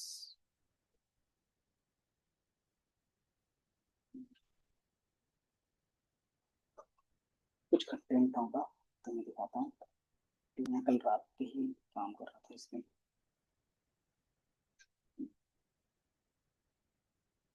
क्योंकि जितने भी स्टेप्स थे सिलेबस के बेस पे।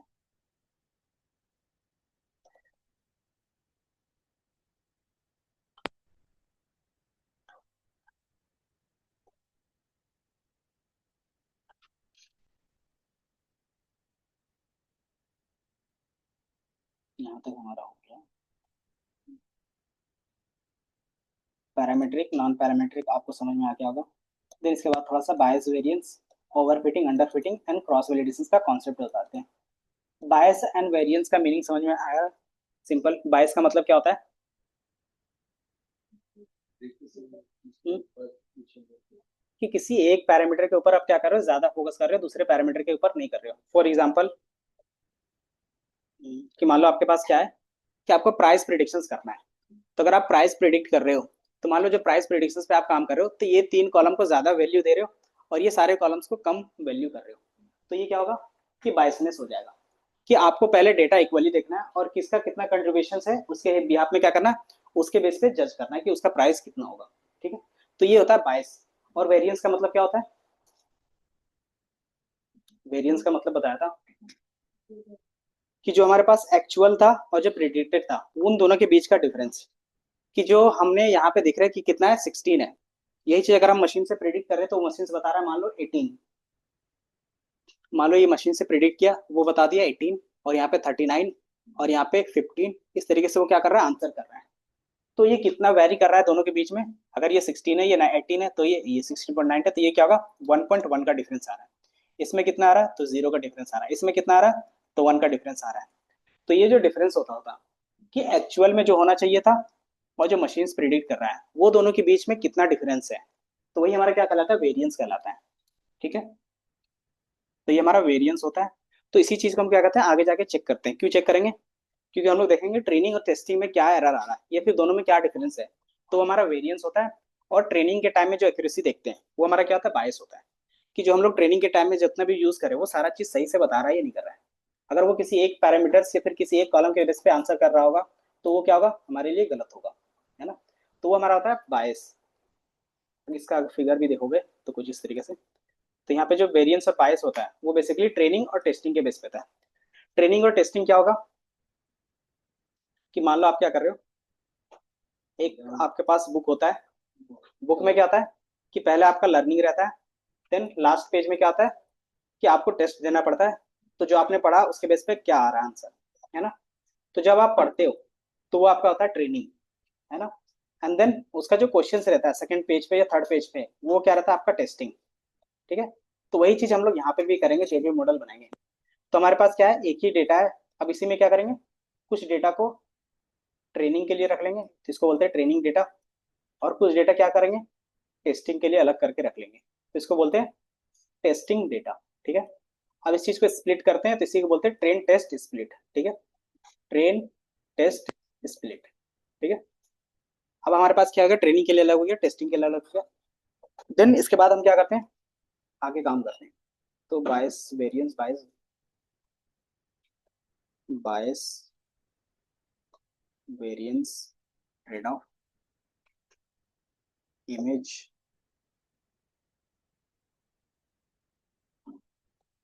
तो यहाँ पे हम आपको दिखा देते हैं इमेज, इमेज, इमेज। तो यहाँ पे कॉन्सेप्ट आएगा, या तो हाई होगा या तो लो होगा। तो 4 कॉम्बिनेशन बनेंगे। अगर इन दोनों के बेस पे देखोगे कि आप क्या कर रहे हो, ट्रेनिंग और टेस्टिंग कर रहे हो, तो जो ट्रेनिंग में एरर आता है तो उसको बाय डिफॉल्ट हम लोग यहाँ पे बायस के तौर पे दिखाते हैं। देन जो टेस्टिंग में एरर आएगा उसको वेरिएंस। ठीक है, अब इसके बेस पे क्या होगा, या तो बायस सबसे ज्यादा होगा, है ना, या तो कम, सबसे कम होगा। इसी तरीके से वेरिएंस सबसे ज्यादा होगा या तो सबसे कम होगा। है ना? तो इस तरीके से क्या बनेगा, 4 कॉम्बिनेशन बनेंगे जो आपको यहाँ पे दिख रहा है। ठीक है, लो वेरिएंस के बेस पे यहाँ पे एक कॉम्बिनेशन बना है, हाई वेरिएंस के बेस पे यहाँ पे एक कॉम्बिनेशन बना है, हाई बायस के बेस पे एक कॉम्बिनेशन यहाँ पे बना है, लो बायस के बेस पे कॉम्बिनेशन यहाँ पे बना है। अब इसको हम लोग देखते कैसे हैं वो बता रहे हैं।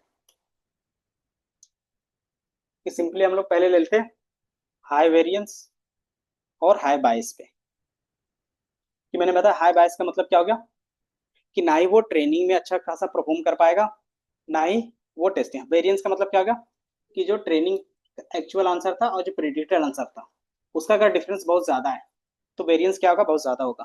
ठीक है, हाई बायस का मतलब क्या हो गया, कि जो भी आंसर आना चाहिए था वो आंसर नहीं आ रहा है। कि मान लो जो आंसर आना चाहिए था वो आंसर नहीं आ रहा है, कोई और आंसर आ रहा है। तो वेरिएंस सबसे ज्यादा होगा तो क्या होगा, बायस भी ऑटोमेटिकली ज्यादा दिखेगा। तो ये क्या रहेगा, कुछ इस तरीके से दिखेगा कि जो भी हमारे पास टारगेट वैल्यू था, कि मुझे एक्चुअल प्रिडिक्शन जो भी करने थे वो नहीं आ रहा है। देन दूसरा केस बनता है क्या, कि हमारे पास हाई वेरिएंस और लो बायस। इसका मतलब क्या हो गया, कि आपके पास अभी भी टेस्टिंग के टाइम में जो एरर है वो अभी भी क्या है, बहुत ज्यादा है। क्योंकि क्या बोल रहे हैं, हाई वेरिएंस बोल रहे हैं, वेरिएंस। हाँ, कि जो मॉडल पे हम लोग काम कर रहे हैं ना, उसको बाय डिफॉल्ट अभी टेस्टिंग के टाइम में लेके चलते हैं, कि जो एरर क्या होगा टेस्टिंग के टाइम में होगा। अगर वो ज्यादा है तो कुछ इस तरीके से दिखेगा। एंड देन बायस क्या है, कि यहाँ पे लो बायस है। लो बायस का मतलब क्या हो गया, कि जो हमारे पास ट्रेनिंग के टाइम में एरर होगा वो कम है। ठीक है, तो वो क्या दिखेगा, कुछ इस तरीके से दिखेगा। अब इसको हम लोग बेसिकली क्या बोल सकते हैं, कि मान लो आपने ट्रेनिंग में अच्छा परफॉर्म किया। हाँ, हाँ थोड़ा सा रहता है। सिंपल ये बोल सकते हो कि आपको जब ट्रेनिंग दे रहे थे तो आपने सारा आंसर सही सही किया। जब उसी के बेस पे मैंने क्या किया, एक टेस्ट लिया, तो आपका क्या होगा, कुछ सही आया कुछ गलत आया। तो इसमें जो हम लोग ने ट्रेनिंग लिया था उसके बिहाफ पे अगर जज करेंगे तो क्या होगा, कि वो मॉडल सही नहीं है ना। तो वही चीज यहाँ पे भी बोल रहा है। अगर हाई वेरिएंस बोल रहे हैं मतलब वो क्या कर रहा है, कि जब वो टेस्ट दे रहा था उस समय उसने बहुत सारी गलतियां की। लेकिन जिस समय उसको मैं पढ़ा रहा था, ट्रेन कर रहा था, उस समय उसने बहुत कम गलतियां की थी। सिंपल ये मीनिंग होगा इसका। ठीक है, अब इसका क्या होगा, कि ये केस तो मुझे चाहिए ही नहीं। इसको बेसिकली क्या बोलते हैं, कि जैसे अगर रियल वर्ल्ड में जाओगे स्टूडेंट्स के बेस पे तो इसको क्या बोलते हैं, कि क्लास में वो सारा आंसर कर रहा है। इसका मतलब क्या होता था, कि वो रट के आ रहा है ना, जिसको रट्टू बोल सकते थे। और जब टेस्ट हो रहा है तो थोड़ा सा भी आंसर ट्विक हो रहा है तो क्या कर रहा है, जवाब नहीं दे पा रहा है। तो वो ये केस रहता है। और एक ये केस बनेगा, इसमें क्या होगा, ना ही वो क्लास में सही से परफॉर्म कर पा रहा है, ना ही टेस्ट में। तो ये भी हमारे लिए सही केस नहीं होगा, है ना। देन इसके बाद आता है लो वेरिएंस एंड हाई बायस। अब इसमें क्या होगा, हाई बायस का मतलब क्या हो गया, कि ट्रेनिंग के टाइम में बहुत गलत था, कि आंसर नहीं आ रहा था। बट क्या गया, कि जब टेस्ट दिया तो उससे सारे आंसर सही आ रहे थे। बट क्या आ रहा था, टेस्टिंग में गलत आ रहा था। तो ऐसे में हम क्या समझेंगे,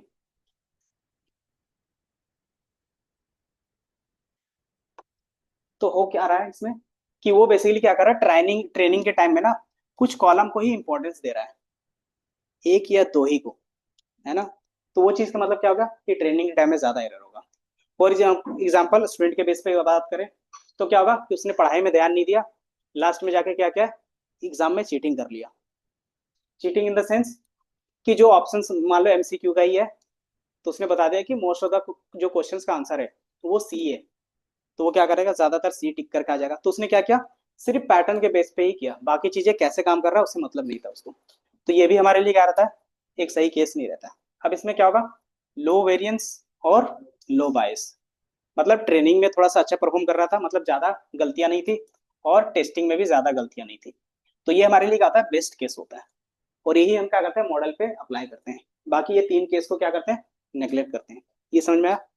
तो ये पहला वाला जो केस था इसको हम लोग बोलते हैं अंडर फिटिंग। सॉरी, ये क्या हो गया, नहीं पहला ये होगा ना, ये हो गया अंडर फिटिंग, या फिर इसको बोलते हैं अंडर फिट, या फिर ओवर, इसको बोलते हैं ओवर फिटिंग। एक सेकंड, इसको मैं डिलीट करता हूँ एक बार।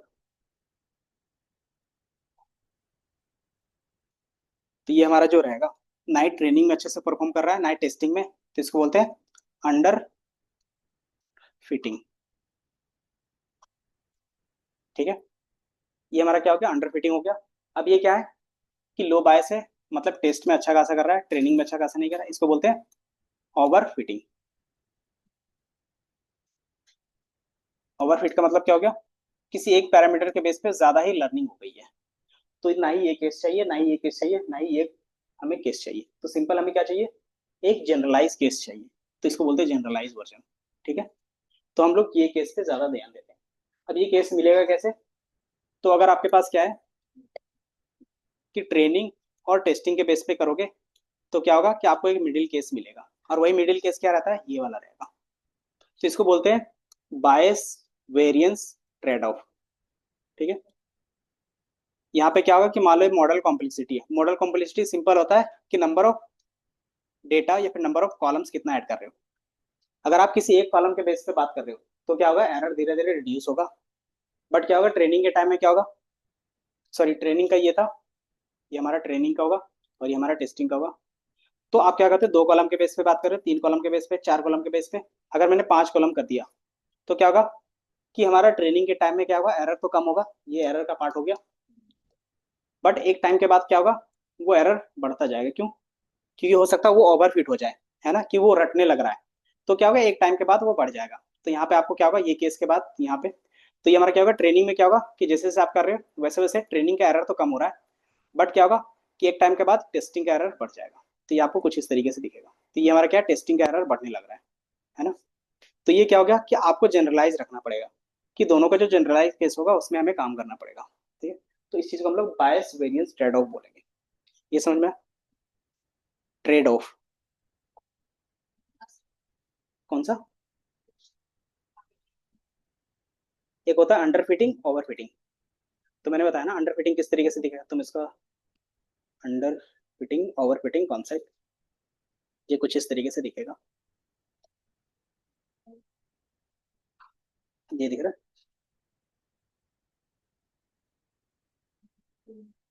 Open image, new page. तो कुछ इस तरीके से आपको दिखेगा इमेज में। दिख रहा है कि पहला क्या है हमारे पास, यहाँ से लेके चलते हैं, ये वाला। ये हमारा क्या है कि हमारे पास 2 तरीके का डेटा है, एक क्रॉस का है और एक सर्कल का है। अब आपको क्या करना है, दोनों को सेपरेट करना है। तो सेपरेट लाइन अगर आप क्रिएट करोगे, तो मान लो कि हमने क्या किया, इस तरीके से क्रिएट किया है, तो क्या होगा कि ना ही वो ट्रेनिंग के टाइम में सही से सेपरेट कर पाएगा, ना ही टेस्टिंग के टाइम में। क्योंकि आपने क्या किया, एक ही डिसीजन बाउंड्री बनाया है जो वो ये है। तो आपको लगता है ये सही से डिसीजन कर पा रहा है? नहीं। दूसरा क्या होगा कि आप जिस हिसाब से डेटा है उसी हिसाब से क्या कर रहे हो, सारी चीजें लाइन क्रिएट कर रहे हो। ठीक है।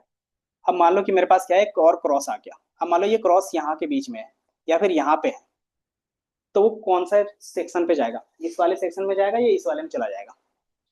तो क्या होगा कि इसमें क्या होता है कि A to Z आपका जो लाइन रहता है उसी पे आप क्या करते हो, ज्यादा फोकस करते हो।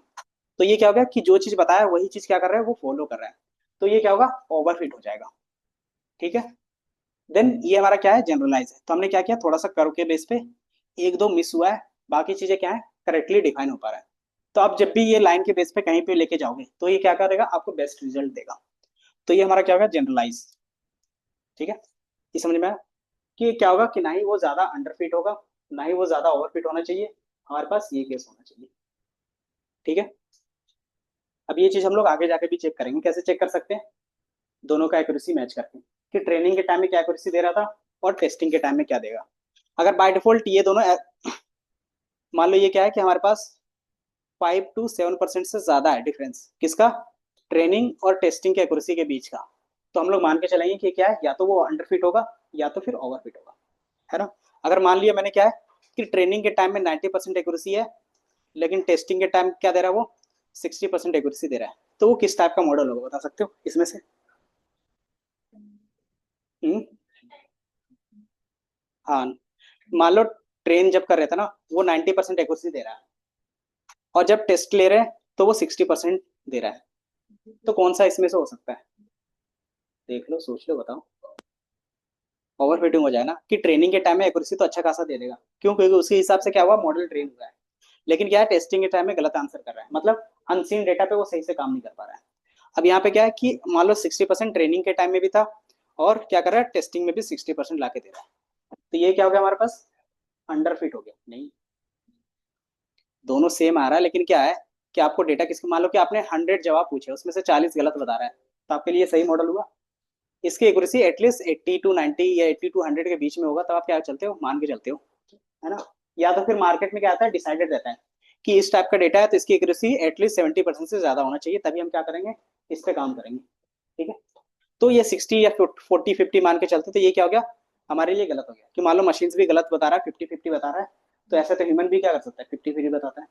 अगर क्या कर रहा है कि मशीन हमें 10 में से एक गलत बता रहा है, 9 सही बता रहा है, तो हम क्या कर सकते हैं, उसका यूज कर सकते हैं।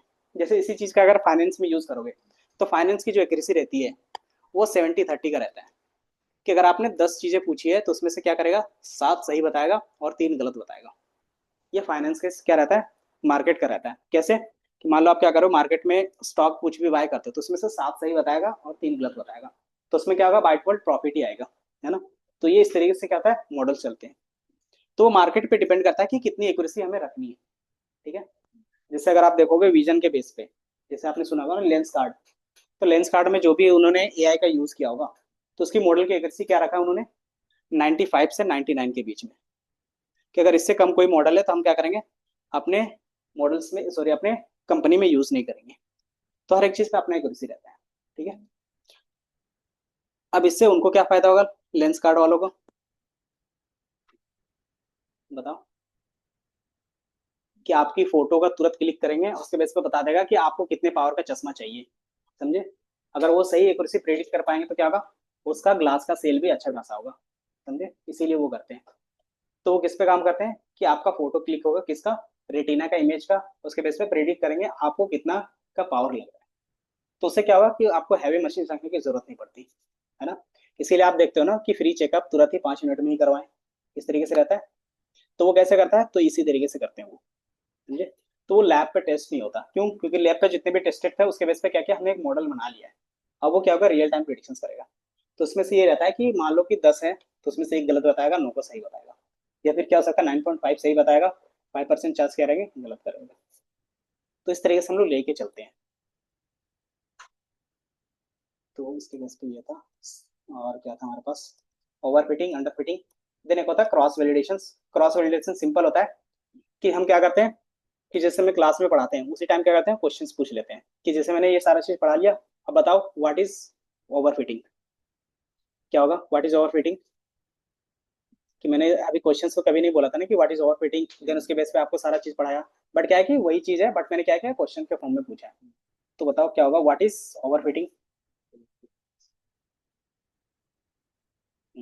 तो ये चीज क्या होगा, क्रॉस वैलिडेशन, की जिस समय हम ट्रेन कर रहे हैं ना उसी टाइम क्या कर रहे हैं, पूछ ले रहे हैं, ताकि आप क्या कर सकते हो, बता पा रहे हो ही नहीं बता पा रहे हो। तो उसी चीज को हम लोग आगे क्या बोलते हैं, क्रॉस वैलिडेशन, ठीक है।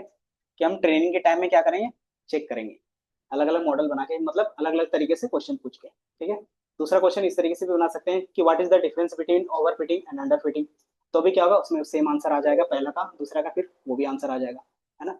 तीसरा क्वेश्चन किस तरीके से बन सकता है, define the two characteristics of the over fitting, है ना। क्वेश्चन सेम है, आप इसको बुलेट पॉइंट में बताते हो बस, है ना।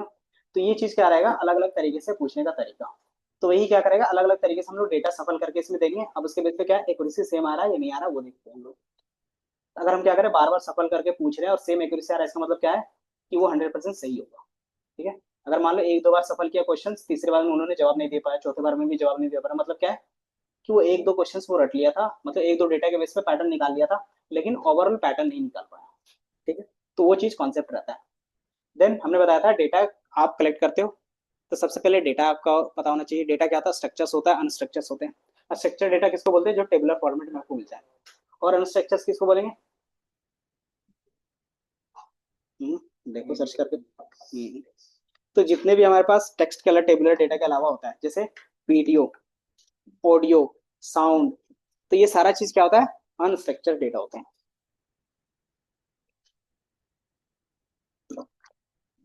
तो ज्यादातर हम लोग मशीन लर्निंग में काम करते हैं तो स्ट्रक्चर डेटा में, और अनस्ट्रक्चर्ड डेटा में किस में काम करते हैं, डीप लर्निंग में। क्योंकि डेटा बहुत ज्यादा होगा तो वो अनस्ट्रक्चर्स ऑटोमेटिकली होता है, ठीक है। बेसिक्स आपको पता है, रोज क्या होते हैं, कॉलम क्या होते हैं, फीचर्स क्या होंगे, टारगेट्स क्या होंगे। देन आप डेटा अलग अलग तरीके से क्या कर सकते हो, कनेक्ट कर सकते हो अपने डेटा सोर्स। सीएसवी रहता है, एक्सेल रहता है, डेटाबेस से रहेगा, एपीआई के थ्रू। एपीआई क्या होता है, बताया था। Fast API,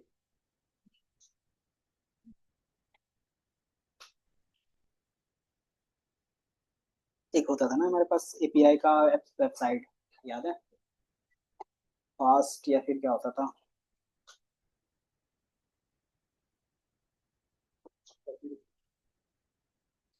API website. मान लेते हैं वेदर वेबसाइट पे ही ले लेते हैं, वेदर एपीआई। ये क्या है, ओपन वेदर एपीआई मैप है। इसमें आप क्या कर सकते हो, इसका जितना भी रियल टाइम का डेटा है आप यूज कर सकते हो। तो ये बेसिकली क्या है, एपीआई के बेस पे होता है। इन्होंने क्या बोला कि कितने एपीआई को आप कितने देर में कॉल कर सकते हो। तो वो डे के बेस पे लिमिट होता है कि फ्री का यूज कर रहे हो तो कितने बेस में। अब इसमें आपको मिलेगा क्या बेसिकली, तो मैं आपको यहाँ पे इसके बेस पे दिखा देता हूँ कि इसका कोड होगा कहीं ना कहीं। ये दिख रहा है एग्जाम्पल, यहाँ पे ये दिख रहा है। जैसे आप क्या करते हो ना, किसी भी वेबसाइट में जाते हो तो आपको डेटा दिखता है कि मैंने बोला आज का वेदर क्या है बताओ, टुडे वेदर, तो आपको कुछ इस तरीके से आ जाता है ना। तो ये वेदर गूगल अपनी तरफ से लाता होगा, तो मैं क्या चाहता हूँ, अपना एक एप्लीकेशन बनाना चाहता हूँ वेदर का, जिसमें क्या होगा कि सेम चीजें होंगी। अब वो डेटा मैं कहाँ से लाऊंगा, या तो कैगल की तरह से उस तरीके से डाउनलोड कर सकते हो, बट वो क्या होगा, रियल टाइम होगा, नहीं होगा ना। तो फिर हम क्या करेंगे, रियल टाइम डेटा ही चाहिए, मतलब जैसे अभी तुरंत अपडेट हुआ है, मतलब अभी जिस तरीके से होगा 1 घंटे के अंदर, तो वही क्या है सेम हमारे वेबसाइट में दिखना चाहिए। तो वो रियल टाइम किसके पास मिलेगा, तो बड़े बड़े वेबसाइट होते हैं या फिर बड़े बड़े जो कंपनीज होते हैं उनके पास होता है। ये मान लो गूगल है, तो गूगल के पास क्या होगा, अपना सैटेलाइट होगा जो क्या करता होगा, वेदर ट्रैक करता होगा। उसी तरीके से क्या है, एक ओपन वेदर क्या है, वेबसाइट है, ये क्या करता है कि जो रियल टाइम डेटा आता है ना, वो आपको क्या करता है, भेजता है, ट्रांसफर करता है। तो वो किसी वेबसाइट के थ्रू नहीं देता, वो क्या करता है, सिर्फ आपको डेटा ला के दे देगा। डेटा किस तरीके से ला के दे देगा, तो उसके लिए चाहिए एक एपीआई की। एपीआई क्या होता है कि बेसिकली एक एप्लीकेशन दूसरे एप्लीकेशन से कनेक्ट है नहीं है, उसका ऑथराइजेशन के लिए, है ना। तो बोलते हैं ना कि ऑथराइजेशन होते हैं पिन नंबर, जैसे आप डालते हो उसी तरीके से एक तरीके बोल सकते हो, ये पिन नंबर हो गया। जैसे आप पिन नंबर की तरह कनेक्ट करते हो, तो वो क्या करेगा कि आप अपना नेम दोगे किस लोकेशन का चाहिए, तो मैंने क्या किया, लंदन का बोल दिया। इसी के बेस पे क्या होगा, अलग अलग लोकेशन के बेस पे होगा। एंड देन ये क्या मुझे क्या रिटर्न करेगा, तो अगर आप देखोगे एग्जाम्पल ऑफ एपीआई, तो ये कुछ इस तरीके से नेम, देन उसके लोकेशंस की सारी चीजें रिटर्न करके दे देगा आपको, दिख रहा है।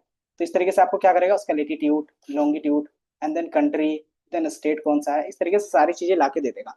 अब इसमें से मुझे क्या चाहिए, तो मालूम उसका इसका लेटीट्यूड और लॉन्गिट्यूड ही मुझे चाहिए सिर्फ। तो इसमें से क्या करेंगे, एक किस फॉर्मेट में बता सकते हो, तो डिक्शनरी में अगर मुझे क्या करना है, सिर्फ ये वैल्यू कॉल करना है, तो कैसे करते हो, की के बेस पे करते हो कि ये किस में स्टोर है, तो मैंने बोला ये जो डेटा स्टोर है वो किसी एक वेरिएबल में, तो वो वेरिएबल क्या है, लिस्ट में, और लिस्ट के अंदर क्या है कि मल्टीपल डिक्शनरीज है। यही चीज हमारा क्या कहलाता है, एपीआई कहलाता है। ये सिर्फ क्या करेगा, एक जगह से दूसरी जगह डेटा ट्रांसफर करेगा, ठीक है। अब ये डेटा इसलिए ट्रांसफर करता है क्योंकि हर एक कंपनी के लिए क्या होता है कि रियल टाइम में डेटा कलेक्ट करना पॉसिबल नहीं होता है। तो क्या करते हैं, ये बड़ी कंपनी डेटा कलेक्ट करती है और आप एपीआई के थ्रू क्या करते हो, कनेक्ट कर लेते हो, और उसको क्या करते हो, अपने एप्लीकेशन के साथ इंटीग्रेट करते हो। तो यही कॉन्सेप्ट होता है इंटीग्रेशन का, होता है ये समझ में आया? इंटीग्रेशन सबसे ईजी होता है कि आपको एपीआई कोड डालना रहता है, और उसके बेस पे क्या होता है, यूआरएल में कुछ इस तरीके से डालते हो बस। तो जैसे आप इतना चीजें डालोगे, वो क्या करेगा, कंट्री कोड के हिसाब से पूरा वेदर आपको ला के दे देगा। तो अगर इसका मैं लॉग इन, टाइम लगेगा बट कोई नहीं, किसी क्लास में हम लोग दिखा लेंगे कि सिंपली आप क्या करते हो, एपीआई की डालोगे, उसके बेस पे रिस्पॉन्स कर देगा, ठीक है। तो ये आपको समझ में आ गया, क्योंकि मैंने थोड़ा सा डिटेल से सिलेबस बनाया था खुद से, तो इसमें अभी थोड़ा सा काम चल ही रहा है। जैसे कंप्लीट हो जाएगा तो मैं शेयर कर दूंगा, ठीक है। अब आप क्या करते हो कि डेटा तो कलेक्ट हो गया, सबसे पहले क्या हैंडल करते थे याद है, मिसिंग वैल्यूज, है ना। मिसिंग वैल्यू हैंडल करते हैं, उसको हम लोग बाय डिफॉल्ट क्या बोलते हैं, इम्प्यूटेशन टेक्निक्स। इम्प्यूटेशन मतलब होता है कि जहाँ पे भी हमारे पास क्या नल वैल्यूज है उसको रिप्लेस करना। जूम दिख रहा है, इस पे वैसा कुछ नहीं है स्लाइड के फॉर्म में, बट कोई नहीं, ट्राई करते हैं।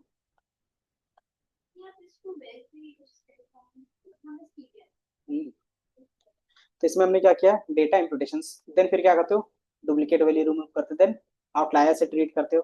देन फिर आप क्या करेंगे आगे जाके, feature engineering. Feature engineering simple होता है इनकोडिंग और स्केलिंग का काम, जो हम लोगों ने पिछले क्लास में या फिर आपने देखा होगा किसमें, ईडीए वाले पार्ट में ज्यादातर स्केलिंग का काम करते थे ये दोनों। तो ये दोबारा हम लोग कर लेंगे। देन इसके बाद होता है कि आप कितने टाइप्स के इनकोडिंग सिस्टम देखते हो, तो ये हमारे पास होते हैं, ऑर्डिनल होते हैं, नॉमिनल होते हैं, और एक वन हॉट इनकोडिंग होता है। तीनों में डिफरेंस क्या होगा, नेम से आइडिया लग रहा है कुछ, इसका बताओ, इसका तो लगना चाहिए, बाकी का नहीं लग रहा होगा, बता देंगे। ऑर्डिनल का मतलब क्या होगा कि जो भी आपके पास डेटा होगा उसको अगर आप क्या करो, नंबर में कन्वर्ट कर रहे हो, तो वो नंबर क्या होगा, ऑर्डर में ही होगा। फॉर एग्जाम्पल एजुकेशन सिस्टम, कि हमारे पास 10th है, 12th है, उसके बाद ग्रेजुएशन है, उसके बाद मास्टर है, देन पीएचडी। अब इसमें से हम क्या करते हैं, किस ज्यादा प्रायोरिटी किसको मिलती है, मतलब ज्यादा हाईएस्ट किसका क्वालिफिकेशन होता है, पीएचडी का। तो हम इसको भी क्या करते हैं, उसी के बेस पर रैंकिंग रहते हैं, या तो इस तरीके से 1 2 3 4 5 रख सकते हो, या तो फिर 1 2 3 4 5। तो ये क्या होगा, ऑर्डर आपका फिक्स होना चाहिए कि मान लो इसको आपने 1 बोला है तो इसको आप 3 नहीं बोल सकते, इसको 2 ही बोलना पड़ेगा। इसको आप 5 नहीं बोल सकते, इसको क्या बोलना पड़ेगा, 3 ही बोलना पड़ेगा। तो ये होता है ऑर्डिनल इनकोडिंग, जहाँ पे क्या होगा उस टाइप का डेटा होगा। हम इस तरीके से क्या करेंगे, इनकोडिंग कर लेंगे। लेवल इनकोडिंग में क्या होगा कि इसको डेटा का रैंकिंग से कोई मतलब नहीं होगा, बाय डिफॉल्ट क्या करेगा आपको लेवल ला के दे देगा। जैसे मान लो क्या रहता, 10th, ग्रेजुएशन, 12th, देन मान लो हमारे पास masters, sorry PhD, then masters. ठीक है। अब इसको क्या करता है, लेवल इनकोडिंग लगाते हैं तो ये क्या करता है 1 2 3 4 5 दे देता, मतलब सिंपल नंबरिंग कर देता। ठीक है। अब इसमें क्या होता है कि मशीन लर्निंग में आप जब भी पढ़ते हो तो उसमें जो हम लोग पैरामीटर यूज करते थे Y equal to mx mx plus C का। अब इसमें क्या होगा कि मान लो m की वैल्यू अगर ज्यादा रखेंगे तो y की वैल्यू क्या होगी, ऑटोमेटिकली ज्यादा होगी। m की वैल्यू कम रखेंगे तो ऑटोमेटिकली क्या होगा कि y की वैल्यू कम आएगी। तो अगर आप देख रहे हो तो इसका अगर वैल्यू ज्यादा है तो क्या होगा कि हमारा y भी कम और ज्यादा होगा, है ना। अब इसके बेस पे हम क्या करते हैं कि हम सबको एक ही लेवल पे रखना चाहते हैं, कि ना ही इसको ज्यादा इंपॉर्टेंस देना चाहते हैं, इसको इसको इसको इसको सबको क्या करते हैं एक ही लेवल पे रखना चाहते हैं। तब हम क्या करेंगे, क्योंकि क्या है इसका कितना है नंबर है, 5 नंबर है ना। तो अगर आप क्या करते हो कि m की वैल्यू 1 है और x की वैल्यू 5 है तो ऑटोमेटिकली मान लो सी भी बाय डिफॉल्ट 1 है, तो y कितना आएगा, 6 आएगा। अगर मान लो क्या है कि बाय डिफॉल्ट इसकी वैल्यू कितनी है, 1 है, अब इसके बेस पे रखते हैं तो 1:1 प्लस 1, तो y की वैल्यू कितनी आ गई, 2। तो अगर आप देख रहे हो तो बाय डिफॉल्ट क्या कर रहा है कि नंबर के डिजिट पे क्या कर रहा है, डिपेंड करता है कि वैल्यू वो ज्यादा होगा या कम होगा, है ना। तो मान लो हम किसी कॉलम के बेस पे क्या कर रहे हैं, सबको एक ही प्रायोरिटी देना चाहते हैं, तो कैसे कर सकते हैं। तो सिंपली उसकी जगह पे आता है वन हॉट इनकोडिंग का सिस्टम। ये क्या करता है कि आपके पास जितने भी यूनिक या फिर डिस्टिंक्ट वैल्यू होंगे उसका क्या करेगा, अलग कॉलम बना देगा कि ये 12th का हो गया, ये 10th का हो गया, ये ग्रेजुएशन का हो गया। ठीक है। और जहाँ पे 10th का डेटा होगा उसको वहां पे 1 कर देगा, बाकी जगह पे 0। ठीक है। जहाँ पे 12th का होगा उसको 1 कर देगा, बाकी जगह पे 0। जहाँ पे 12th होगा उसको 1 कर देगा, बाकी जगह पे 0। कि मान लो फिर से हमारे पास क्या 10th का है तो 10th की जगह पे 1 होगा, इसकी जगह पे 0। तो आप देखोगे सबको सेम प्रायोरिटी मिल रही है ना, कि इसका वैल्यू तो इसकी जगह पे 1 और जहाँ पे नहीं है उसकी जगह पे 0 हो गया। तो ये क्या रहता है जहाँ पे आपको प्रायोरिटी सेट नहीं करना रहता, तो हम लोग वहाँ पे क्या यूज करते हैं, वन हॉट इनकोडिंग की यूज कर रहे हैं। क्योंकि हमारे पास ये टेक्स्ट के फॉर्म में था, अब इसको हम लोग नंबर के फॉर्मेट कर रहे हैं। और नंबर क्यों कर रहे हैं, क्योंकि हम जो भी आप यूज करेंगे वो क्या रहता है बाय डिफॉल्ट इक्वेशंस रहते हैं, और इक्वेशंस क्या रहता है नंबर भी कैलकुलेट करता है। ठीक है। तो इसलिए हम लोग क्या करें, लेवल इनकोडिंग का कॉन्सेप्ट पढ़ रहे हैं। दूसरा हमारे पास क्या होता है, स्केलिंग का। स्केलिंग का मतलब क्या होता है बता सकते हो।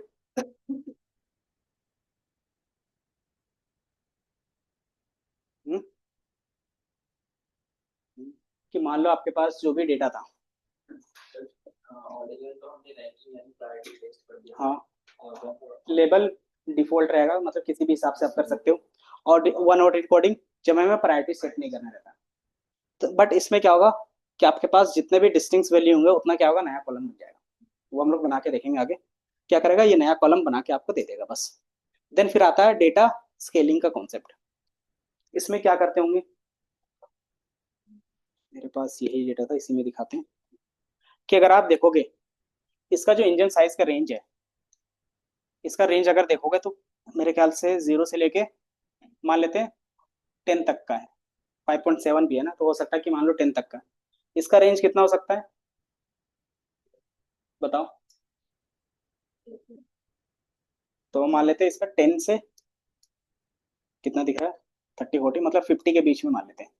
इसका जो रेंज मान लेते हैं इसका भी क्या है कि 100 से 300 के बीच मान लेते हैं हॉर्स पावर। व्हील बेस में भी क्या है कि 100 से 120 के बीच में है। अगर आप देखोगे सबका रेंज अलग अलग है ना। अब यहीं पे हम क्या करें, इक्वेशंस लगा रहे हैं y equal to m1 x1 plus m2 x2 plus m3 x3, और लास्ट में हम c मान के चल रहे हैं, मतलब जितने कॉलम होंगे इतना ज्यादा बनेगा ये। तो हम x1 x2 x2 किसको मान रहे हैं कि मान लो ये हमारा x1 है, ये x2 है, ये x3 है, और ये x4 है ना। अब हम किसको कितना क्या कर रहे हैं, कंट्रीब्यूट ले रहे हैं। वो कैसे डिफाइन होगा कि मान लो सबको हम लोग सेम इक्वल m दे रहे हैं, कि मान लो सबको हमने 1 दे दिया कि m की वैल्यू सबका क्या है 1 है। कि सबका एम की वैल्यू अलग अलग रखेंगे। एम बेसिकली सेट करता है कि किसको कितना प्रायोरिटी दे रहे हैं, है ना। कि मान लो आप क्या कर रहे हो, कोई भी चीज खरीदने जा रहे हो, तो बाय डिफॉल्ट आप क्या देखते हो, हॉर्स पावर। अगर हॉर्स पावर ज्यादा है तो प्राइस ऑटोमेटिकली क्या होगा, ज्यादा हो जाएगा, है ना। व्हील क्या होगा, व्हील बेस कम ज्यादा है तो उसके बेस पे क्या होगा, ज्यादा प्राइस इंपैक्ट नहीं करेगा, 2-4 हजार करेगा। लेकिन हॉर्स पावर के बेस पे क्या करेगा, 10-20 हजार करेगा। तो वो चीज होता है प्रायोरिटी, वो एम के बेस पे हम लोग क्या करते हैं, सेट करते हैं। बट दूसरा क्या होगा कि मान लो इसका क्या है, आप 1.8 से मल्टीप्लाई कर रहे हो वन को, तो इसकी वैल्यू कितनी आएगी, बाय डिफॉल्ट 1.8 ही आएगा। अगर आप इसको मल्टीप्लाई कर रहे हो किससे, इसका भी 1 है और इसको क्या कर रहे हो, 140 से कर रहे हो, तो कितना आएगा, 140। दिख रहा है। तो इसको बाय डिफॉल्ट क्या होगा, ज्यादा प्रायोरिटी मिल गई।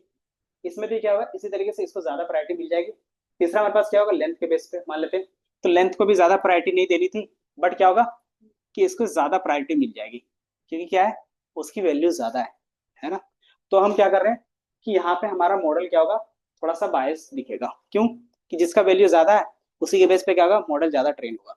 तो हम क्या करेंगे, तो सबको एक ही रेंज पे रख लेंगे, कि जितना हमारे पास यहाँ से यहाँ का डेटा था न्यूमेरिकल, उसको 0 से 1 के बीच में कर लिया। क्योंकि सबका क्या होता है, फॉर्मूला होता है हमारा। तो फॉर्मूला के बेस पे करते हैं, इसको भी 0 से 1 के बीच में कन्वर्ट कर लोगे, 0 से 1 के बीच में, 0 से 1 के बीच में, 0 से 1 के बीच में। अब क्या रहेगा कि इसका जो वैल्यू रहेगा वो सबके लिए क्या हो गया, सेम हो गया। अब हम क्या करें, किसको ज्यादा प्रायोरिटी देना है, किसको कम दे रहे हैं, अब एम के थ्रू हम डिसाइड कर सकते हैं, ना कि वो डेटा डिसाइड कर सकता है। ठीक है, तो ये समझ में आया। तो इसलिए हम क्या करते हैं, स्केलिंग करते हैं। समझ में आया निखिल। हाँ। तो इसलिए हम क्या करते हैं, स्केलिंग, ताकि क्या हो, सबका रेंज समान हो, एक जैसा हो। क्यों करते हैं, क्योंकि क्या होता है कि जितना ज्यादा वैल्यू बड़ा होगा उसको प्रायोरिटी उतना ज्यादा मिल जाएगा। ठीक है, तो वो चीज हम लोग नेग्लेक्ट करने के लिए क्या करते हैं, रेंज डिफाइन करते हैं। ठीक है, ये समझ में आया। बट क्या होता है कि मशीन लर्निंग में अगर आप नहीं करते हो तो काम चल जाता है थोड़ा सा, बट क्या होता है, डीप लर्निंग में मस्त हो जाता है। ये समझ में आया। अब इसमें क्या होंगे कि जरूरी नहीं कि 0 से 1 के बीच में ही रखो आप। दूसरा हो सकता है कि आप क्या कर सकते हो, नॉर्मली डिस्ट्रीब्यूटेड रख सकते हो। तो उसके लिए हम लोग क्या यूज करते हैं, स्टैंडर्डाइजेशन। तो स्टैंडर्डाइजेशन का सिंपल फॉर्मूला क्या होता है, मैंने जेड स्कोर का फॉर्मूला बताया था, कि जो भी हमारे पास डेटा पॉइंट होगा, mean divided by standard deviation, ये होता था। और मीन मैक्स का क्या होता है, कि जो भी हमारे पास डेटा पॉइंट होगा उसमें से जो मीन होगा उसका divided by x mean, sorry x max minus x mean, यही था ना। तो ये फॉर्मूला क्या होता है कि मीन मैक्स का होता है, ये क्या करता है, 0 से 1 के बीच में कन्वर्ट कर देता है। और ये क्या करता है कि इसमें जो मीन होगा वो 0 हो जाएगा और स्टैंडर्ड डेविएशन 1 हो जाएगा, जो क्या आता है कि हमारा नॉर्मली डिस्ट्रीब्यूटेड की तरह थोड़ा सा दिख जाता है। ठीक है, देन इसी चीज को हम क्या करते हैं, आगे भी ट्रांसफॉर्मेशन मेथड की तरह यूज कर सकते हैं। कि आपको क्या करना है, दोबारा डेटा को रेंज को चेंज करना है, तो आप क्या करते हो, स्क्वीनेस हैंडल करते हो। स्क्वीनेस का मतलब क्या होता था, याद है, कि अगर हमारा डेटा किस साइड ज्यादा है, राइट है, लेफ्ट है, सेंटर्ड है, या फिर क्या यूनिफॉर्म है, तो हम क्या करते थे, सबको नॉर्मल डिस्ट्रीब्यूशन पे लाते थे। क्यों लाते थे, क्योंकि हमारे पास क्या होगा कि जो भी चीजें होती है, कि बीच की चीजें जो भी सेंट्रलाइज होता है वो क्या होता है, ज्यादा कॉमन होता है ना। अगर हमारा डेटा सबके लिए ज्यादा कॉमन चीजें कलेक्ट कर पाएगा तो क्या होगा कि जो हमारा मॉडल बनेगा वो ज्यादा जनरलाइज बनेगा। इसलिए हम क्या करते हैं, नॉर्मल डिस्ट्रीब्यूशन में कन्वर्ट करके रखते हैं। ठीक है, क्या हो गया, ये समझ में आया। अब इसके लिए सिंपली ये दो मेथड यूज कर रहे हैं, और इसके अलावा हम ट्रांसफॉर्मेशन मेथड यूज करेंगे। ट्रांसफॉर्मेशन मेथड में कौन कौन सा बताया था, पहला एसक्यूआरटी, ये क्या करता था कि जो भी डेटा होगा उसका स्क्वायर रूट निकाल देगा, बस इसका इतना ही काम रहता था। देन स्क्वायर का भी करते थे। स्क्वायर क्या करता है कि जो भी डेटा होगा उसका पावर इंक्रीज कर देगा। तो या तो आप डेटा का रेंज छोटा कर रहे हो या तो फिर लार्ज कर रहे हो। इसी तरीके से हमारे पास लॉग का कॉन्सेप्ट होता था। लॉग क्या करता है कि जिसका बेस रहेगा उसके बेस पे क्या करेगा, उसी के मल्टीप्लीकेशन में चेंज कर देगा, तो डेटा रेंज क्या आता है, छोटा हो जाता है। ठीक है, देन इसके अलावा हमारे पास एक था एक्सपोनेंशियल। एक्सपोनेंशियल बेसिकली किस तरीके से दिखता है, बता सकते हो, कि जो उसका एक्सपोनेंशियल का ग्राफ कुछ इस तरीके से बनता है ना। तो रियल वाला मोस्ट कुछ डेटा क्या होता है, इस तरीके से भी होता है। ठीक है, तो हम लोग क्या कहते हैं, इसका भी यूज कर सकते हैं। बेसिकली 2.7 इसकी वैल्यू होती है, और उसका क्या होता है, जो भी आपका वैल्यू होगा वो पावर में चला जाएगा। देन इसके अलावा हमारे पास एक था बॉक्स कॉस। ये भी क्या करता है, ट्रांसफॉर्म करता है वैल्यू को, और इसी के बेस पे हम क्या करते हैं, यूज करते हैं। और सबसे अच्छा हमारा ये भी रहता था, तो इसको यूज कर सकते हैं। इसके अलावा हमारे पास क्या होता है, जॉन, जॉन करके कुछ एक नेम नेम होता है, वो भी क्या है, हमारे पास ट्रांसफॉर्मेशन मेथड है। बट बाय डिफॉल्ट हम लोग बॉक्स कॉज यूज करेंगे, या तो स्क्वायर टी या फिर स्क्वायर का ज्यादातर यूज करते हैं, या फिर लॉग का। अगर आपका वैल्यू क्या है, बहुत लार्ज है, तो आप लॉग का यूज कर लोगे। ठीक है। एंड देन जैसे ही यूज करेंगे तो क्या होगा, दोबारा ग्राफ शो करवा के दिखा सकते हो। चेंज किया था वो नहीं है क्या ये, अच्छा सबका डिटेलिंग अलग से है यहाँ पे। एक second।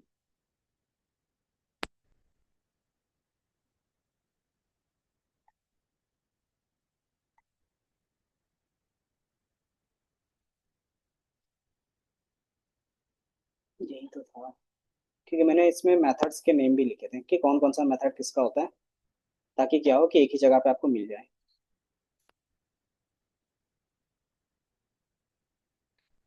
बाकी फिर फीचर सिलेक्शंस, फीचर सिलेक्शंस मतलब क्या होता है बता सकते हो? फीचर्स किसको बोलते थे, जो हमारे पास डेटा था, है ना, जो हमारे पास एक्स था ना, तो वही चीज हमारा क्या था, फीचर्स होते थे। अब फीचर सिलेक्शन का कॉन्सेप्ट क्यों ला रहे होंगे, बताओ? कि मान लो हमारे पास क्या रहता, एक और चीज लिख लेते हैं इसमें, ताकि क्या हो कि आपको थोड़ा सा आइडिया लगे। क्यूब लेंथ ये सारे, कि मान लो यहाँ पे क्या है, ऑनर नेम है। ठीक है, एक ऑनर नेम का भी कॉलम है। अब वो कॉलम क्या हमारे प्राइस पे डिपेंड करेगा? हम्म, नहीं ना। तो ये क्या होता है कि ये फीचर्स हमारे लिए इंपॉर्टेंट नहीं है, तो हम इसको हटा सकते हैं। तो बाय डिफॉल्ट हमें इसका नॉलेज था, इसलिए हम बता पा रहे हैं। अब जिस डेटा का हमें नॉलेज नहीं होगा, कैसे पता चलेगा कौन सा इंपॉर्टेंट है कौन सा नहीं? कि मान लो आपके पास क्या था कि मैंने ये कॉलम का नेम दिया, तो आपको पता चल रहा था। अब बता दो कि इसमें से कौन सा इंपॉर्टेंट रहेगा नहीं रहेगा, अगर आपको इस कार के डेटा का ज्यादा नॉलेज नहीं होगा तो नहीं बता सकते ना। तो उस चीज को हम क्या करते हैं ना, कि मैनुअली चेक करते हैं कुछ मेथड के थ्रू। उसमें क्या होता है कि उसके कुछ वैल्यूज निकलते हैं। अब उस वैल्यू के बेस पे बता देते हैं कि जिसका वैल्यू कम रहेगा उसको हम हटा देंगे, जिसकी वैल्यू ज्यादा रहेगी हम उसको रख लेंगे। पहला ये रहता है। दूसरा, कि हमें कितना मिनिमम कॉलम रखने हैं उसके हिसाब से भी करते हैं। कि मान लो कि आपका जो रिक्वायरमेंट है कि आप छः, ज़्यादा से ज़्यादा छः कॉलम रख सकते हो, उससे ज़्यादा के बेस पे आपको प्रेडिक्शंस नहीं करना। क्यों? क्योंकि ये हो सकता है कि मिलियंस ऑफ डेटा होंगे। ठीक है, मिलियंस में होंगे, बिलियंस में होगा, मान लो मिलियंस में ही है। तो ज़्यादा कॉलम रखोगे तो क्या होगा, ज़्यादा कंपटीशन होगा, ज़्यादा कंपटीशन होगा तो क्या होगा, ज़्यादा टाइम लगेगा, है ना। तो वो चीज़ हम क्या कर रहे हैं, रिड्यूस कर रहे हैं। और दूसरा, कि जब भी आप क्या करते हो, मार्केट में देखते हो, तो आपको क्या मिलेगा, कि जितना ज़्यादा यहाँ पे आप कॉलम रखोगे, टेस्टिंग के टाइम में भी उतना ही डेटा डालना पड़ेगा, है ना। कि मान लो आप क्या कर रहे हो, कि किसी को लोन देना चाह रहे हो, तो आपने क्या किया, ट्रेनिंग में दे दिया कि जितने भी पैरामीटर थे सब पास कर दिए।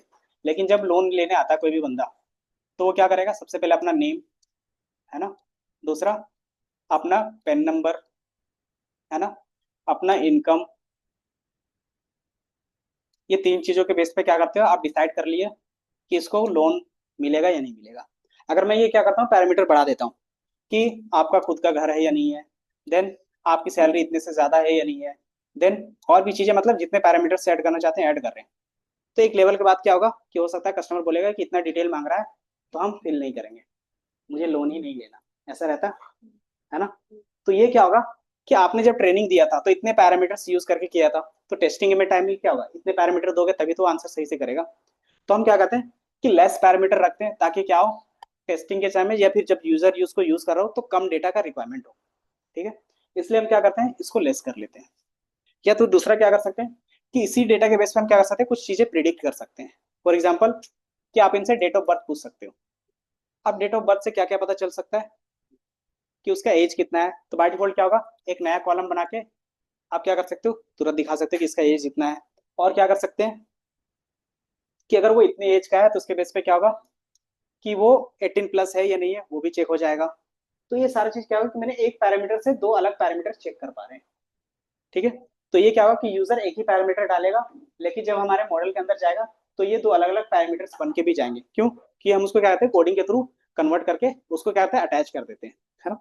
तो ये क्या होता है, कि आपके लिए हेल्पफुल हो जाता है, कि यूजर क्या करे, कम से कम उसको और ज्यादा से ज्यादा हमें इन्फॉर्मेशन मिल जाए। तो वो चीज हम लोग यूज कर लेते हैं। ठीक है, तो ये समझ में आ। तो फीचर सेलेक्शंस यही रहता है, फीचर सिलेक्शंस और फीचर ट्रांसफॉर्मेशंस। तो जो हम लोग एज में कन्वर्ट कर रहे थे, देन वो 18 प्लस है या नहीं वो चेक करें, तो वो बेसिकली क्या हो गया, फीचर, क्या हो गया उसको, फीचर ट्रांसफॉर्मेशंस, है ना। एक होता है फीचर सिलेक्शंस और एक होता है फीचर इंजीनियरिंग। तो हम लोग जो क्या कर रहे थे, नया फीचर्स बना रहे थे, वो क्या होता है, फीचर इंजीनियरिंग होता है। इंजीनियरिंग में क्या करते हैं, कुछ भी नया बनाते हैं ना, तो यही हम क्या करें कि इसी कॉलम के बेस पे एक नया कॉलम बना रहे हैं, तो हमारा क्या हो गया, फीचर इंजीनियरिंग हो गया। ठीक है। एंड देन अब इसमें से कौन सा कॉलम लेना है नहीं लेना, वो हमारा क्या हो गया, फीचर सिलेक्शन हो गया। ये समझ में आया।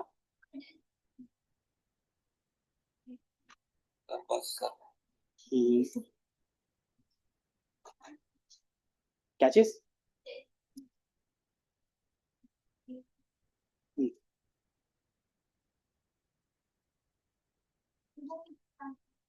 नहीं नहीं, फीचर ट्रांसफॉर्मेशन का मतलब था ना कि इसी कॉलम में चेंज कर रहे हैं और इसी में स्टोर कर रहे हैं।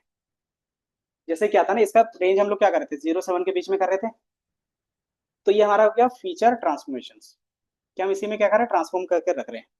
फीचर इंजीनियरिंग में क्या होगा कि इसी के बेस पे एक नया कॉलम ऐड कर रहे हैं कैलकुलेशंस करके। समझ में आया। तो ये दोनों डिफरेंस होगा, और फीचर सिलेक्शन का मतलब क्या होगा कि कौन सा कॉलम इंपॉर्टेंट है नहीं है। तो ये तीन चीज हम लोग ऐड करते हैं। तो बस, हाँ हाँ समझ में आ रहा है, बस 5 मिनट दो। ये समझ में आया। बाकी एक बस ये लास्ट कॉन्सेप्ट है, फिर आज का इतना ही रखेंगे। बस यही है, 5 मिनट। कितना टाइम हो गया, ठीक। बाकी इसका मतलब समझो, hand missing value imbalance data का मतलब होता है कि आपके पास क्या होगा, दो कैटेगरीज है। कि मान लो आप क्या कर रहे हो, कि आप जो भी ईमेल कर रहे हो वो मेल होगा या स्पैम होगा। क्या होगा? हम्म, कि सिंपली वो क्या हो गया, स्पैम होगा या फिर नॉट स्पैम होगा। इस तरीके से आपके पास क्या है, डेटा आ चुका है। बट क्या होगा कि आपने जो डेटा कलेक्ट किया था उसमें से 90% डेटा ये है और 10% डेटा ये है। फिर मान लो कि 10% यही डेटा है और 90% ये वाला डेटा है। अब बताओ जब ट्रेनिंग करोगे तो एक्यूरेसी कैसा आएगा।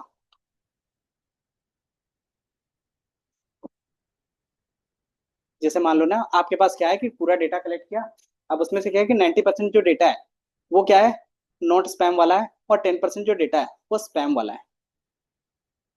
तो इसके बेस पे हमारा एक्यूरेसी किस में आएगा।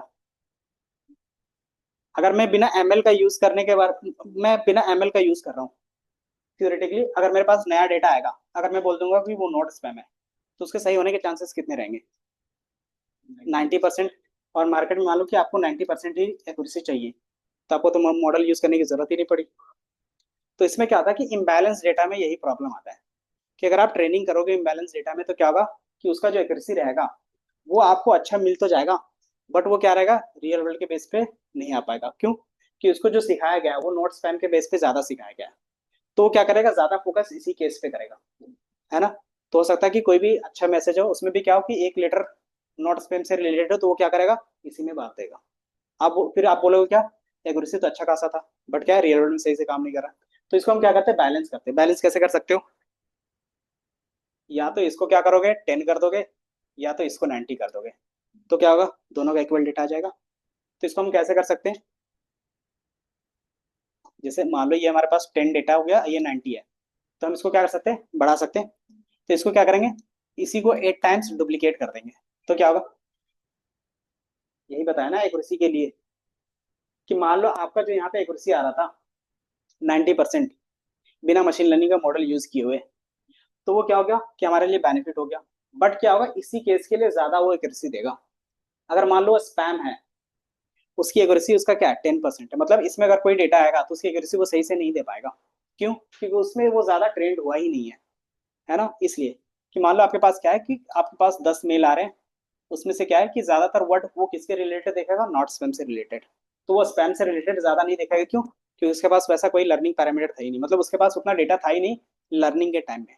तो वो क्या करेगा, ज्यादा होगा सीसी के बेस पे करता है। तो क्या होगा कि एक्यूरेसी तो हमें क्या मिलेगा, 90% मिल जाएगा, है ना। तो 90% मिल जाएगा तो हम क्या बोलेंगे, मॉडल सही है, क्योंकि 90% एक्यूरेसी दे रहा है। तो बट क्या होगा कि रियल वर्ल्ड में क्या होगा, अगर स्पैम रिलेटेड कोई डेटा नया आ गया, तो क्या करेगा, उसको भी नॉट स्पैम बता सकता है। तो ये हम लोग ये ट्रेनिंग में डेटा बढ़ाते हैं। तो बेसिकली बढ़ाएंगे कैसे, तो हमारे पास क्या होगा, इसी का आप क्या करते हो, 80 टाइम्स 8 टाइम डुप्लीकेट कर दोगे, तो ये क्या होगा, 90 हो जाएगा, और ये भी 90 हो जाएगा। बट क्या होगा कि इसमें सेम डेटा से ज्यादा डुप्लीकेट हो रहा है। हाँ, सेम डेटा ही होगा, उसी को क्या कर रहे हैं, 8 टाइम डुप्लीकेट कर रहे हैं। हाँ, तो एक ही जैसा हो गया, तो उसमें भी क्या होगा कि एक्यूरेसी आएगा, बट क्या होगा फिर उसमें भी थोड़ा सा कम रहेगा। तो उसमें फिर हम क्या करते हैं कि स्मॉट टेक्निक्स का यूज करते हैं, या तो अंडर सैम्पलिंग कर देते हो या फिर ओवर सैम्पलिंग। अंडर सैम्पलिंग का मतलब क्या हो गया कि इसमें 10 था तो नीचे वाले में भी 10 कर देंगे। ठीक है, तो ये काम कर सकता है, बट इसमें क्या डिसएडवांटेज है कि आपका डेटा कम हो गया, है ना। दूसरा क्या कर रहे हो कि इसमें 90 था तो दूसरे वाले में भी 90 कर दिया, तो डेटा हमारा बढ़ गया, बट क्या होगा, डुप्लीकेसी बढ़ गई, है ना। तो ये रहेगा। बट हम क्या कर सकते हैं कि उसी के बीच का डेटा, कि मान लो वो एग्जैक्ट वो डेटा नहीं होना चाहिए, जो दो डेटा है उसी के बीच का डेटा आना चाहिए, है ना। तो उससे क्या होता है, उसी के दो के डेटा के बीच का जो डेटा आएगा वो क्या होगा, सिमिलर तो होगा, बट क्या होगा, वही डेटा नहीं होगा। तो वो हम क्या करते हैं, अलग टेक्निक यूज करते हैं, उसको बोलते हैं स्मूथ। ठीक है, तो वो क्या करते हैं, तीन तरीके से आप क्या कर सकते हो, इनबैलेंस डेटा को हैंडल कर सकते हो। फिर जैसे ये सारा काम हो जाता है उसके बाद क्या करते हैं, ट्रेनिंग और टेस्टिंग में स्प्लिट कर देते हैं और मॉडल ट्रेन कर देते हैं। ये समझ में आया? तो यहाँ तक का हम लोगों ने देखा। अब नेक्स्ट क्लास में जो करेंगे वो क्या रहेगा, कोड के बेस पे रहेगा पूरा। ठीक है, कोड में क्या रहेगा, तो जो हम लोगों ने ये हाउस प्राइस देखा ना, इसी पे कर लेंगे।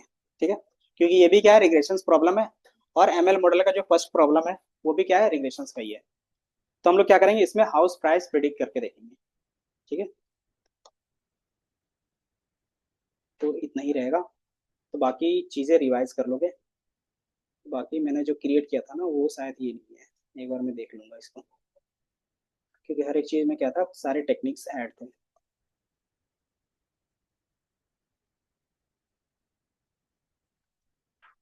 बाकी यहाँ तक समझ में आया सबको। बाकी फिर अब नेक्स्ट क्लास में